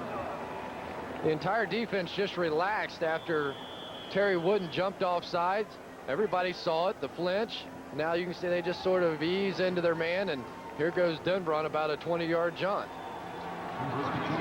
20 yards it is for Leonard Russell. It's 1st and 10 for the Broncos, who lead the game 10-6. 6 minutes to go in the third quarter. Right back to the big back, and Leonard Russell drives inside the 15-yard line. Got 2 tough yards. Orlando Waters, a cornerback, got him. You just have to wonder where this Denver Broncos running game would be if they did not have Leonard Russell, if they had not signed him. Rusty Tillman told us yesterday he was concerned about the outside running, and that has proved to be prophetic. They thought, Chris, they just were loaded with receiving array. Pritchard out now, but last year Pritchard, Anthony Miller, and Shannon Sharp combined for 239 catches from the various teams they were on. Only Sharp with the Broncos. Elway is caught and sacked back at the 23-yard line. Sam Adams, the #1 draft choice. With the mini earthquake. And he is as quick as Cortez Kennedy, they say. It's hard to believe, but Cortez Kennedy says he reminds me of me when I was at. Look at that, man. He just threw Brian Habib aside, almost broke his back, pushed him over, and then the shake and the bait. Yes, sir. Well done by the rookie who missed the early part of the season with a knee strain. He was injured against the 49ers. What the Seahawks felt was an illegal leg whip. Elway dumps it off. He's got Glenn Milburn. Look at the bullseye Milburn. He's knocked out of bounds at the 16-yard line. Way short of a first down, but well within field goal range. And here comes the Broncos kicking team. Glenn Milburn, sort of the Eric Metcalf, if you will, of the Denver Broncos. They like to just get him the ball, and poor Orlando Waters is still babbling in the turf. Milburn has not had a good per carry average, less than 3 yards a carry, because he's not heavy, but he's very elusive in the open field if they can get in the ball, as they just did.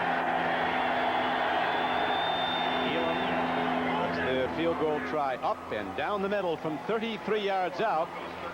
And the Broncos are back to a 7-point advantage, and they'll kick off when we come back.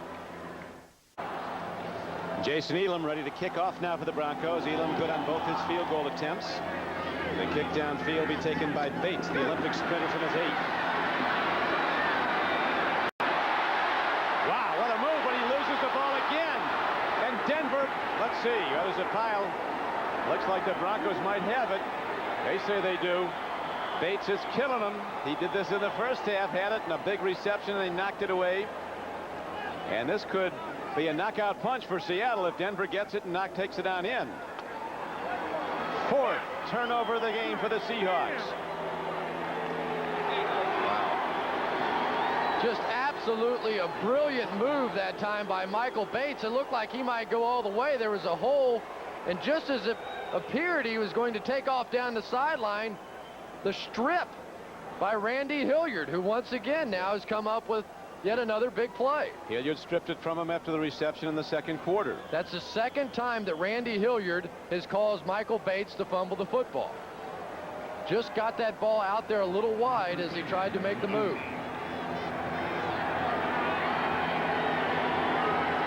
Unbelievable, the turnover.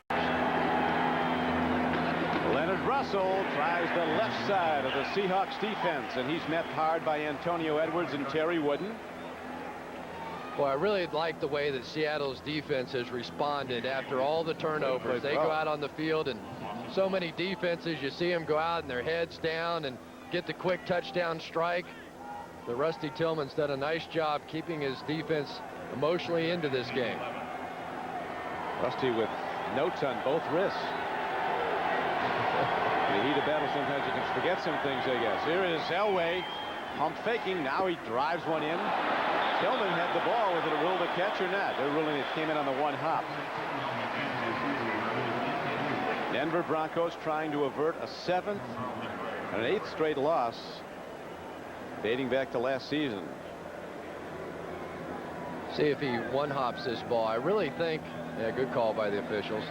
I really think that John Elway was trying to work the hitch and go that time, but Carlton Gray, the corner, didn't bite on it. So John just went ahead and threw it anyway out there. It looked like they were going to pump fake it and then have Tillman release up the field, but Gray didn't bite. Elway has been sacked twice today. He's on a pace to be sacked 48 times this season. He's been under duress. This time they protect him. He goes to the end zone, and Shannon Sharp wide open. Can't get to the throw. Elway with a little too much pop on the ball again. Wow. I mean, that's a pass that John Elway just has not missed in his career. Look at the protection. Absolutely perfect. No one even close. John steps into the throw. Wide open receiver. Two big studs up front. Sam Adams and Cortez Kennedy, and they make no progress. We haven't called Tez's name a lot today, much as usual. And the field goal try is again, even without the touchdown, the Broncos are able to capitalize on yet another Seattle turnover, the 4th of the day, for more points, and they now lead 16-6. Head coach just trying to give some words of encouragement to Michael Bates. You really can't fault Bates. He's playing hard. He's made some terrific special teams plays, but Randy Hilliard has come up to haunt him so far in this game. You almost wonder if they saw something in the films that he doesn't tuck the ball, because they're not even trying to tackle him. They're punching right at the ball. Good point. Now the Raiders have taken a lead over New England.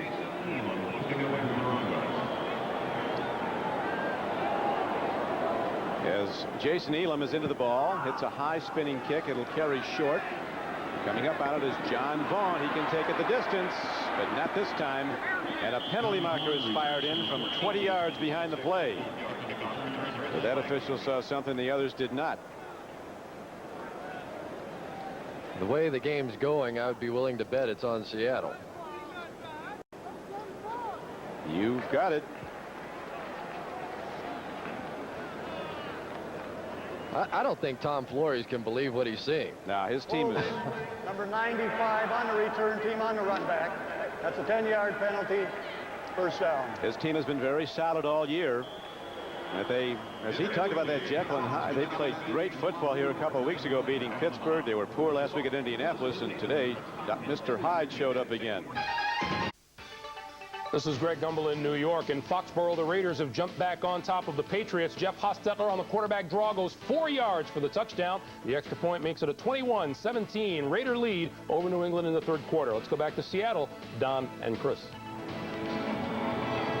Thank you, Greg. Well, here we have the Broncos looking for their first win of the season, but a team that's been the victor over Seattle 3 of the last 4 meetings, and Denver holds to a 10-point advantage now, as the Seahawks have misfired their own miscues. Their 4 turnovers have cost them. Now they go to Chris Warren. He turns the corner, turns it up, and is finally knocked out of bounds by Elijah Alexander. Warren, a 225-pound back with breakaway speed. How could a guy this good wait till he drafted into the 4th round? I guess because he came out of Ferrum College. They don't get a lot of scouts down there. Oh, it's coming back, Chris. Just as we spoke well.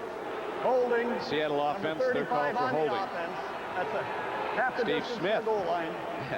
Still first down. I think Tom Flores wants a mulligan on this game.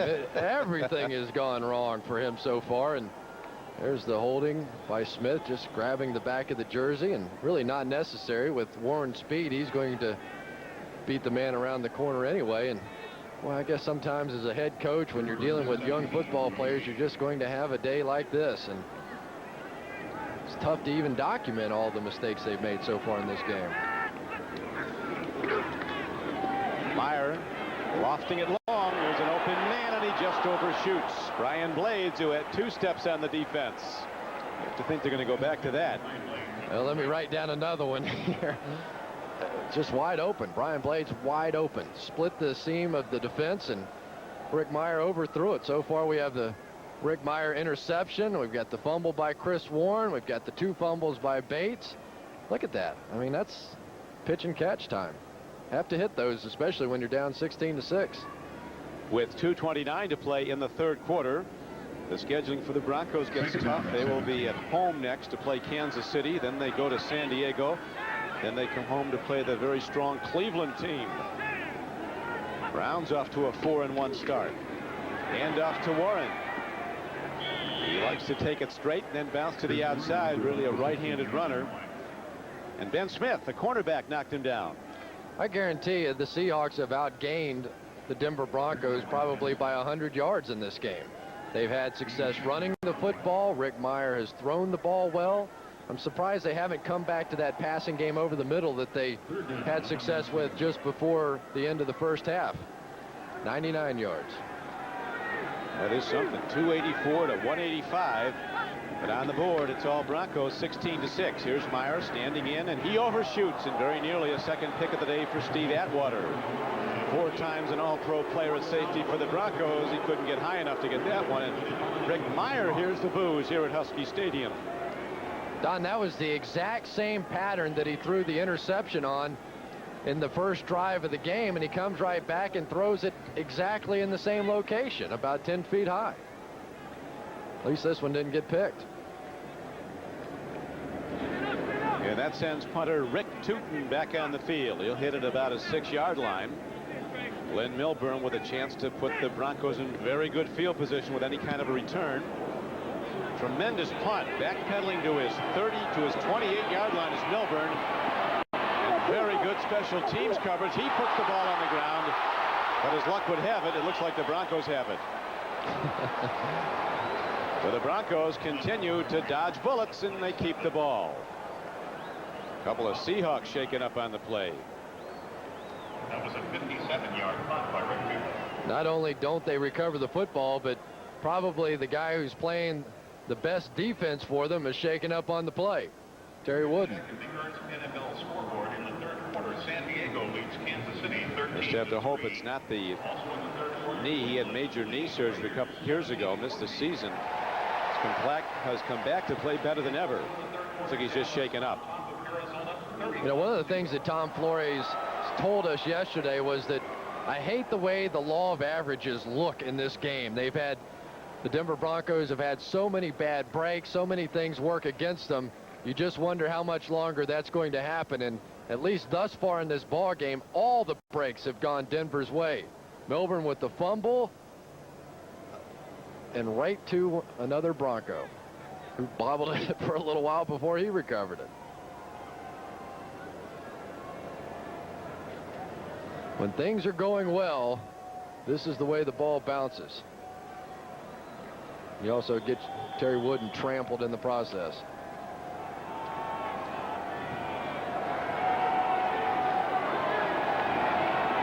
Elway and the Broncos ready to go. 1st and 10 at their 40. 1:35 to go, 3rd quarter. Reggie Rivers turns it outside. And coming across to get him finally is outside linebacker Rufus Porter. Don, it's really amazing that Seattle's defense has been able to hold Denver to just 16 points in this ball game. They've had horrible field position, constant turnovers, had a tremendous burden on their backs this entire game, but they have stood tall. They've played well. They've been strong all season, really. The Seattle defense has been a big surprise. They've lost some people to injury. They're just now getting back their top draft choice. Sam Adams, with that sack earlier, is in the game now. Leonard Russell working hard on 2nd down and 7. He fights his way ahead for a gain of 8 yards and a Denver Bronco first down. Porter again on the stop. Ryan Habib was the lead blocker on the play. Even years have not been good for the Denver Broncos. In 1988 they finished 8-8. 1990 they were 5-11. 1992 they were 8-8, and this year they're 0-4. But in the odd years, in 87 they were 10-4-1.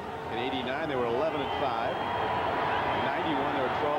In 93-97 all substantial winning seasons. I think most Bronco fans would tell you this has been an odd year, though. As Leonard Russell runs straight ahead, another first down carry. So the big back carrying the Broncos now and running the clock down to 5 seconds. That will conclude the 3rd quarter of play.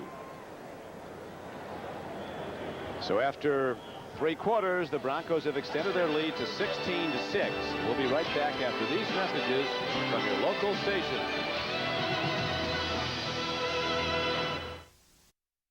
With Cris Collinsworth, this is Don Criqui back at Husky Stadium, Seattle, Washington. As you look out on Lake Washington, this the home field of the University of Washington Huskies, the temporary home of the Seahawks. The Denver Broncos looking for their first win of the season, enter the 4th quarter with a 10-point advantage. John Elway with a 2nd down and a 2-play call coming up. Leonard Russell's his man, and he takes it to the 39-yard line. Terry Wooden, good to see Terry back and making plays after he was shaken up earlier. He made the stop, number 90. And Leonard Russell really gives this Denver Bronco offense an added dimension. Of course, Rod Bernstein was there last year, but when you have a lead and 16-6 now into the 4th quarter, if you have a big back like that you can hand the football and let him run a little clock and also pick up first downs, certainly helps. And he missed by about a foot. Brings up 3rd and less than 1 for Denver. This is where you have to really be careful if you're Rusty Tillman and the defense of the Seattle Seahawks. John Elway and Jim Fossil notorious in this situation for going play action and taking their shot and then coming back if they don't get it on 4th down. I think that Leonard Russell, they fully expect to get it on 3rd down. Big Leonard. There's a line behind the quarterback Elway. Gannon Sharp comes. Leonard Russell. They stop him. They throw him back, but he got there. Hit once behind the line, then he drove forward and did get the first down for Denver. So they move the chains and keep the clock running with a 10-point lead. The Patriots have to really miss Leonard Russell with the great passing attack that they have up there now with Drew Bledsoe, and if they had Leonard Russell to complement him, be that much more complete an offense.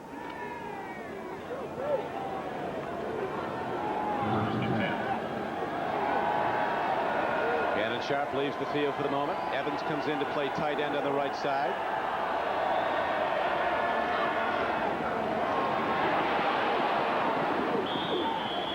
That whirlpool and that sauna, you're going to see a lot of Leonard Russell when he gets back to Denver.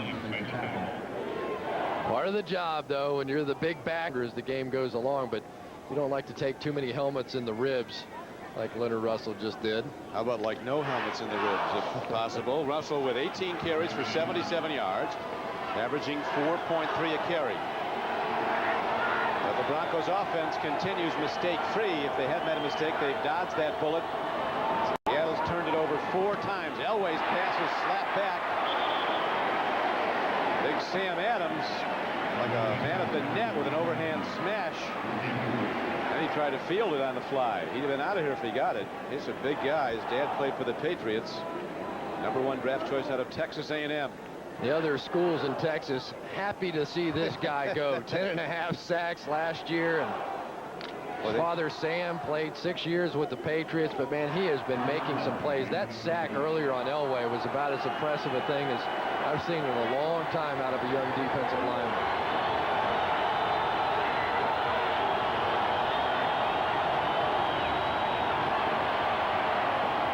Elway threads it in beautifully down to the 28-yard line. He got Shannon Sharp.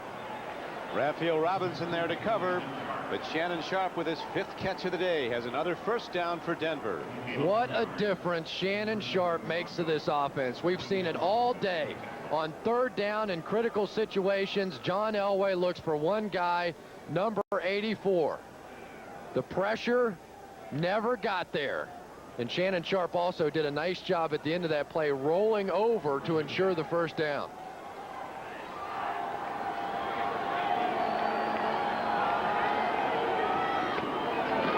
Right back to the big back. Leonard Russell, carry number 19 for Russell. He's ahead to the 26-yard line. Broncos looking to run that clock now as we have 12:20 to play in the game. A field goal doesn't kill you in this situation. If you're the Seattle Seahawks, it puts it to 19-6. 2 touchdowns then obviously gives you the lead, but they have to shut them down. A touchdown now by John Elway and the Broncos almost makes it impossible for Seattle to come back.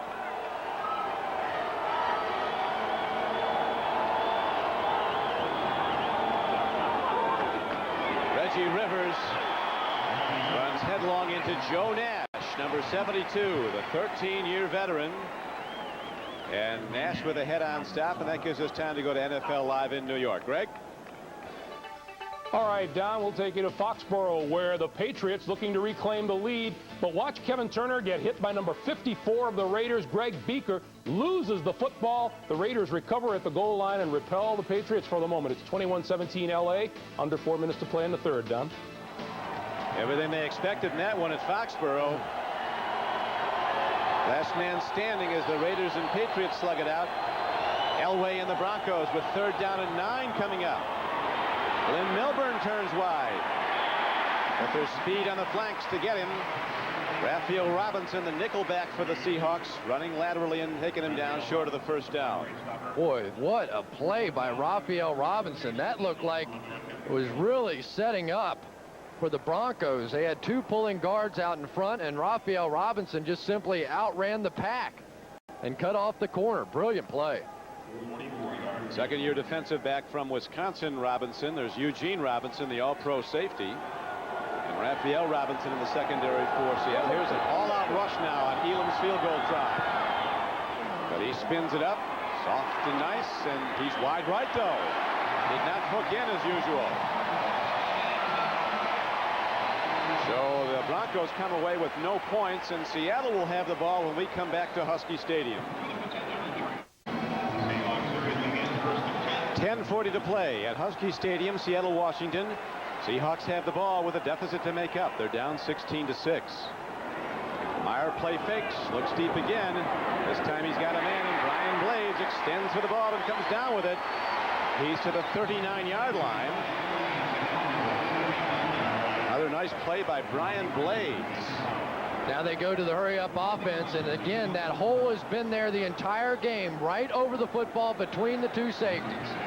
And I know you were talking about their safeties not being as quick as some of the others. They're great run players.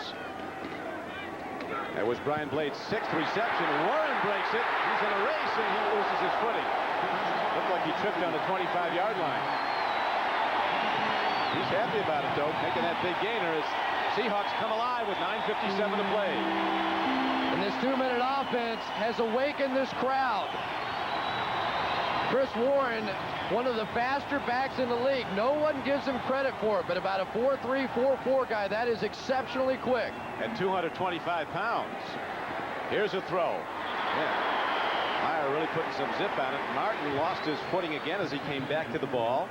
Hilliard defending. This could be a whole new look offense, Chris, for Seattle if they move the ball well with this no huddle. I don't know what happened that time to Kelvin Martin. Looked like just bounced off his fingers. Ball perfectly thrown by Rick Meyer.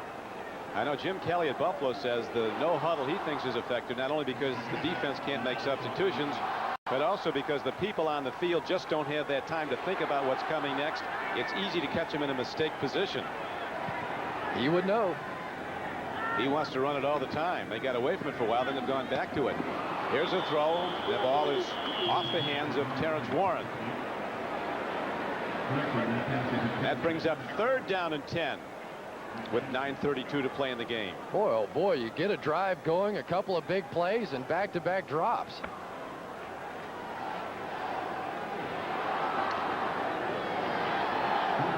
Tom Flores and Larry Kennan, his offensive coordinator, discussing plays. Meyer lining up under his center on 3rd and 10. They play fake to Warren. Meyer takes a look, throws an out pass again. There's a flag there. No. Crowd's looking for one. Kelvin Martin was on the ground again when the ball came overhead. Looked like he might have been interfered with, but the official there says no. Watch this. We've been watching this matchup all day too. Kelvin Martin working against Randy Hilliard, and the ball was just uncatchable. Not interference if there's not a chance for the catch. And that brings out John Casey, who's hit 2 of 2 today. And 9 of 10 for the season. Casey's good again.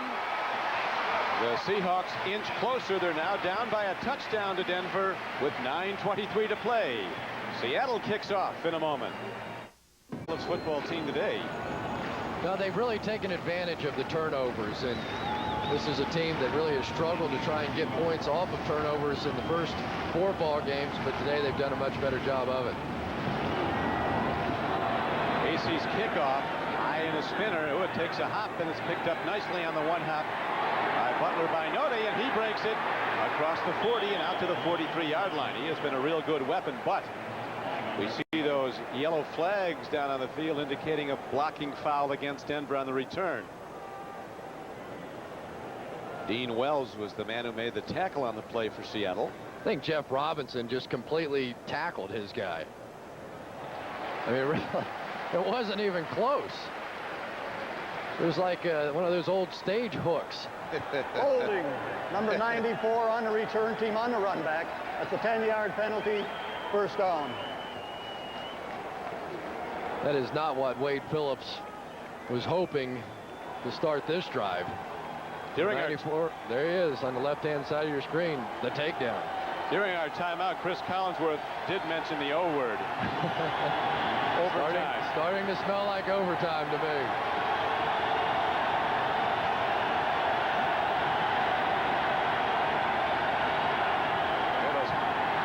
Kicking in for the Seahawks. Throw over the middle. Breaking tackles is Leonard Russell.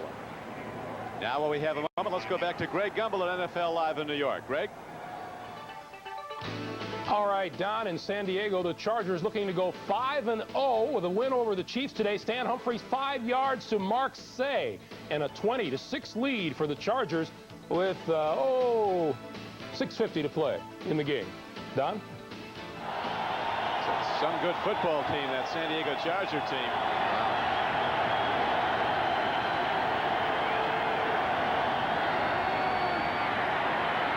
Going to the run is Leonard Russell, and he takes it ahead for a Denver first down as he moves it out to the Broncos 32-yard line, where Rufus Porter stopped him.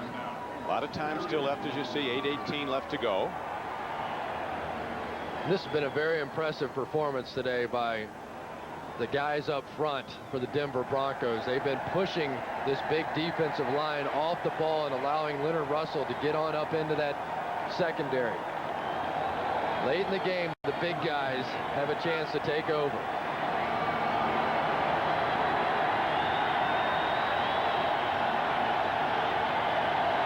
We got a combination Seahawk Husky crowd here that's really making some noise.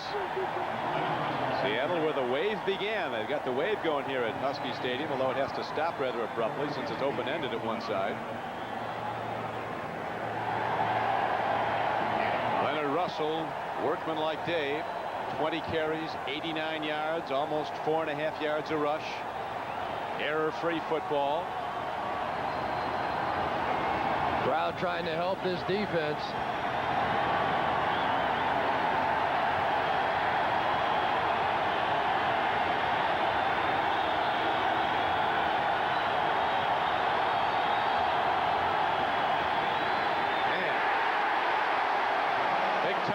At the line of scrimmage is Rufus Porter.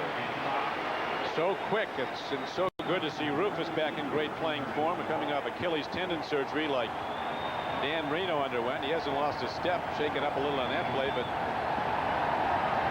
it brings up a very important play now for the Broncos and the Seahawks. It is 3rd down and 5. What do you look for, Chris? I know where I give the ball, right to John Elway and say, go get him, John. And when John gets the ball in the shotgun, there's a good chance he's going to look for Shannon Sharp, number 84. Sharp is aligned right next to Elway. Stays in. He swings it out. Shannon Sharp gets it, and he looks like he might have the first down. So they do work somewhat of a trick play, an underhand shuffle to Shannon Sharp, who stayed in to block and then released up the middle of the field. I want to tell you, that's about as good a play as you'll see from a quarterback in the National Football League. John Elway in big trouble, had the presence to just look around, figure out that Shannon Sharp had stayed in to block, and just with the underhand lateral, may have picked up this first down. I think he might have it. Looks like he's got it from where we are. So many great moments for number 7 in this league, and I've played against the guy. I've seen him do First this in the down. fourth quarter time after time, and he's pulled another one out. And more importantly, the Broncos are able to keep that clock moving now as it's ticking on down to 6:08 to play in the game, and they have a first down. Every first down means about 2.5 minutes off the clock. That's how it breaks down, huh? Interesting. Never heard that. Blitz, Elway in trouble. Throws up a hope, and he almost gets it to somebody. As Elway did well, they're looking for a grounding call, but Elway was very close to a receiver where he put the ball. That didn't look like grounding from up here.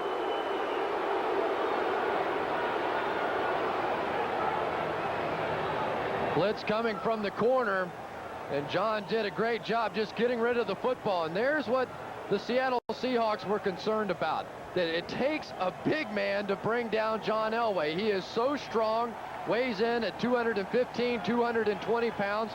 That time the defensive back, Robert Blackman, unable to get him on the ground. I think he might weigh in a little more than that. Plus he's got 20 pounds of stuff on him. Bulletproof with that flak jacket. Now he dumps it off, and I think that was an intentional errant throw because he saw that Shannon Sharp might have been stopped for a loss. If he caught the ball deep in the backfield of the Denver Broncos with 5:39 to play in the game, and the Broncos still leading by 7. Coach Tom Flores, who had his high school field in Sanger, California, named after him, along with Mike Ditka, the only man in NFL history to have a Super Bowl ring as a player, one as an assistant coach, and one as a head coach. Watch Shannon Sharp here. We're talking about big-time noise here at Husky Stadium. Glenn Milburn. He turns it up, he turns it out, and Milburn is knocked out of bounds short of a first down.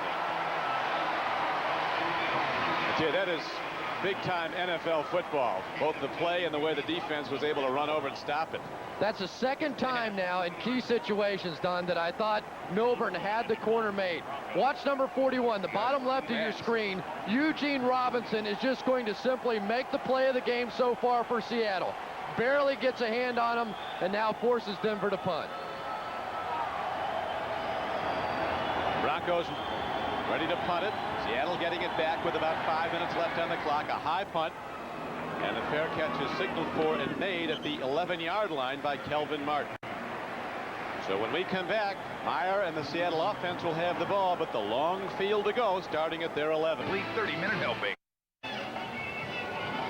5:05 to go at Husky Stadium. The home Seahawks trailing the Denver Broncos 16-9. And now Rick Meyer pretty much left with one option. That's to air it out. Start firing. Although with 5 minutes to go, 5:05, he can mix his offense. Each possession very precious now. He swings it out. Chris Warren turns it up. Gets ahead for a first down. And you have to wonder what's going through Wade Phillips' mind right now. This is a team that has been snake bit. Raiders in New England still hanging tough. Well, what a football game that must be up there. What a football game that isn't between Dallas and Arizona. Here's a penalty marker against Seattle. That negates that swing pass and first down. Holding number 52 on the offense. Half the distance of the goal, still first down. Kevin, why? And Tom Flores, boy, his team has done such a great job of not making mistakes this year, but it has been a disastrous day. Tough call now for the young quarterback Meyer. 1st and 15. They pick up the rush. He fires it out to Warren, bobbles the ball, and they actually lost 4 yards on the play, or about 3 yards. Those kind of completions can kill you. And now you have to be very careful on that offensive line for Seattle. If you get caught holding in the end zone, any sort of a penalty, it's a safety and game's over.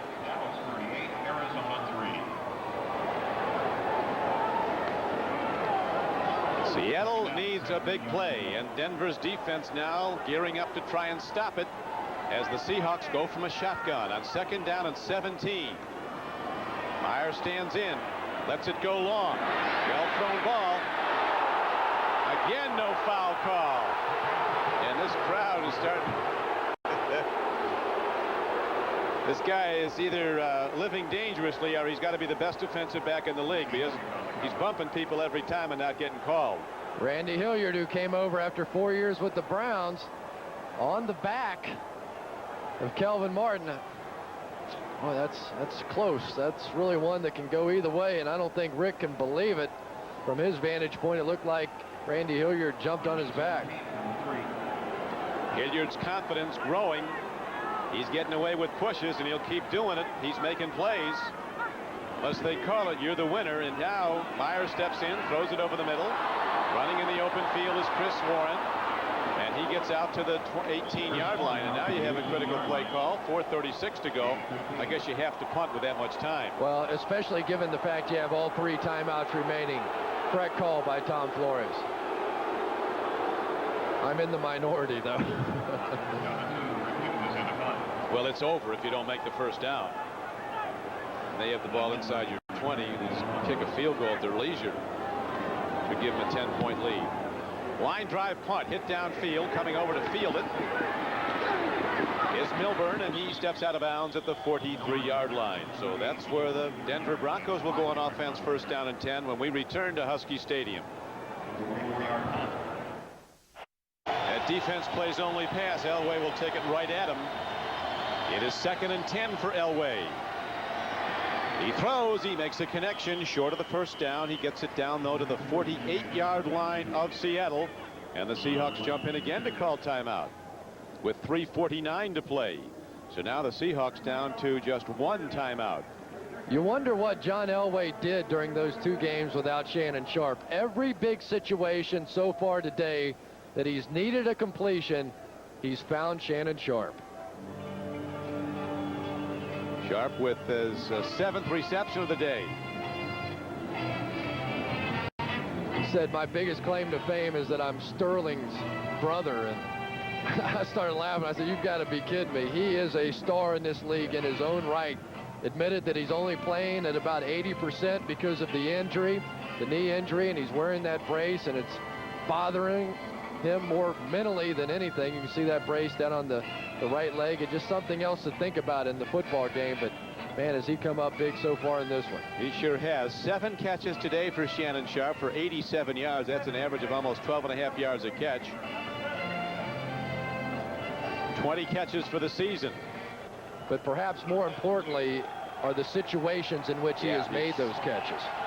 He's the first guy Elway looks to, and he still is able to get on the ball because Sharpe gets open.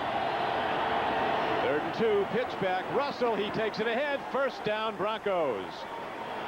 So now, with just 3:40 to play and the clock running, Denver has 4 new downs as they look to close it out and win their first game. Absolutely incredible. Dean Wells came running out on the field late after a timeout. They didn't have the proper people on the field, and he never got to his defensive line position. Inexplicable that they could make that kind of a mistake after a timeout. And on that carry, Chris, Leonard Russell went over 100 yards for the day for the Broncos. 23 carries, 101 yards, 4.4 a rush. Big, strong, durable, and still at it. Russell runs again and takes it to the 39-yard line as we're down to 2:58 to play. And now the Broncos call timeout. The Seahawks call timeout. Broncos, they have their full complement of 3 timeouts. The last thing they want to do is stop the clock. And of course, Seattle will get a complimentary timeout of the 2-minute warning. Next Sunday, NBC Sports presents more NFL action beginning at 12:30 Eastern with NFL Live. And most of you will see Jeff Hostetler lead the LA Raiders against Dan Marino and the Dolphins. Some of you will see the unbeaten Chargers go into the Superdome to battle the New Orleans Saints. Check your local listings for the game in your area. 2:59 to play. Denver with a 7-point lead, and 2nd down and 9 arising. Still time, though, for Seattle. They have the 2-minute warning that will be coming up. Need to make 2 stops here, though. If they're not able to stop them for a first down, ball game will be over. Leonard Russell's had a huge afternoon. Think back to that replay we saw of the New England game. Wonder if Leonard Russell would have fumbled that ball. Yeah. Leonard Russell's a sure-handed guy. He did have some fumble problems at New England, and Bill Parcells got him over it. As they go now to Reggie Rivers. He got all his backs over it last year when he told him, if you fumble, you won't play. You fumble again, you go on the bench, and that's it. They all stopped fumbling. Yeah, Rivers almost fumbled his helmet that time. Terry Wooden with a clothesline tackle, sort of a throwback to the days of Ted Hendricks and company. Now we have the ball game. 3rd down and very short.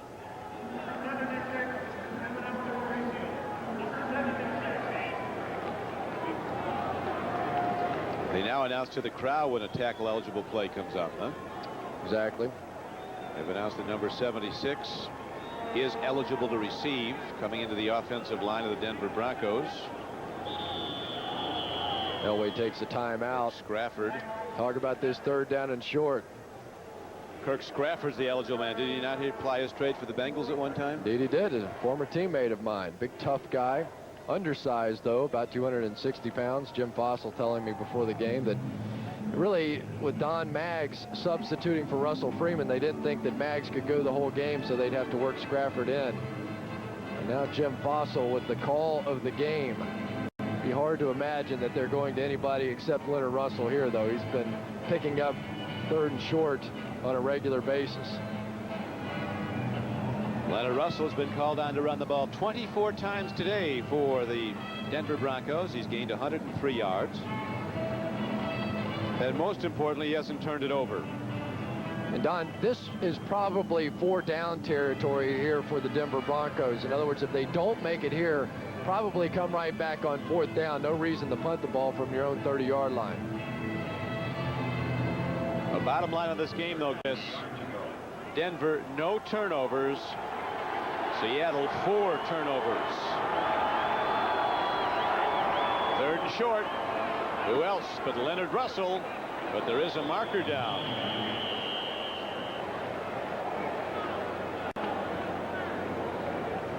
And we'll see what that call is. The penalty marker stopping the clock with 2:05 to play. It'll stop again.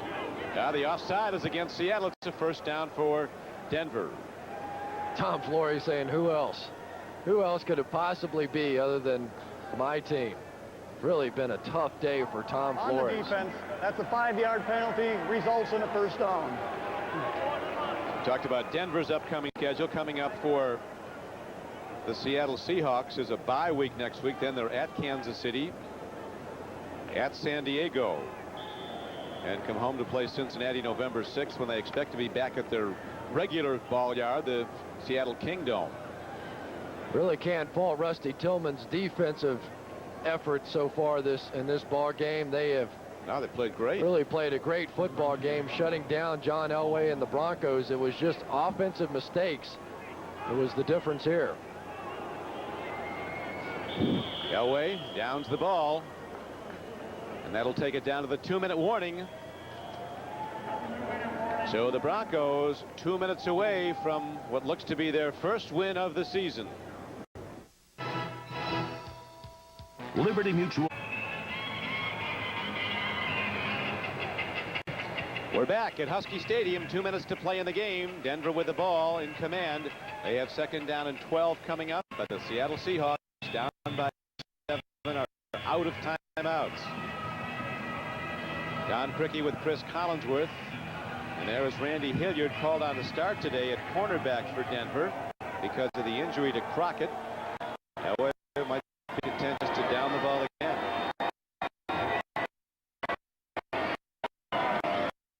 Go to the run. Seattle stops it. And Seattle can't, or Denver can't run out the clock. I don't believe. Now with They have to, exactly. They're going to have to turn it back. It surprised me a little bit when John Elway just dropped back and took a knee without trying to pick up some ground. Now 3rd down and long. And the employee owners of Avis salute the game's MVP as the winner of today's We Try Harder award. Randy Hilliard is the man who played defensive back and stayed with people, knocked the ball away twice from base, like on this play.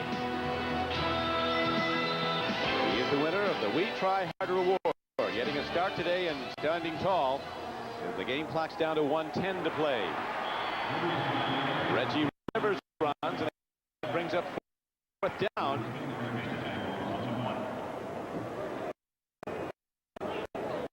And they're going to send out Jason Elam here, Chris, the field goal kicker. Be like a 48-yard attempt. Line of scrimmage is the 31. For the hold and 10 for the end zone. Boy, interesting decision here whether or not to go ahead and try this field goal. It's all you need is to kick one and have it blocked.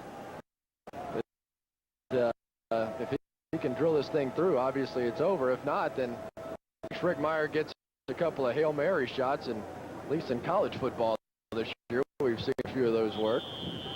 Sure have. Tell you the executive producer of NBC Sports is Tommy Roy, coordinating producer of NFL football John Ferratzis. Today's game was produced by Kevin Smolin, directed by Larry Cavallina. And we thank them all, and also for their help in the booth. Our statistician and Ron Cowden and Mike McKenna. And Kathy Rossini, stage manager. We are now down to 30 seconds to play, and is looking at a 3-3 start after a couple of weeks. They were 3-1.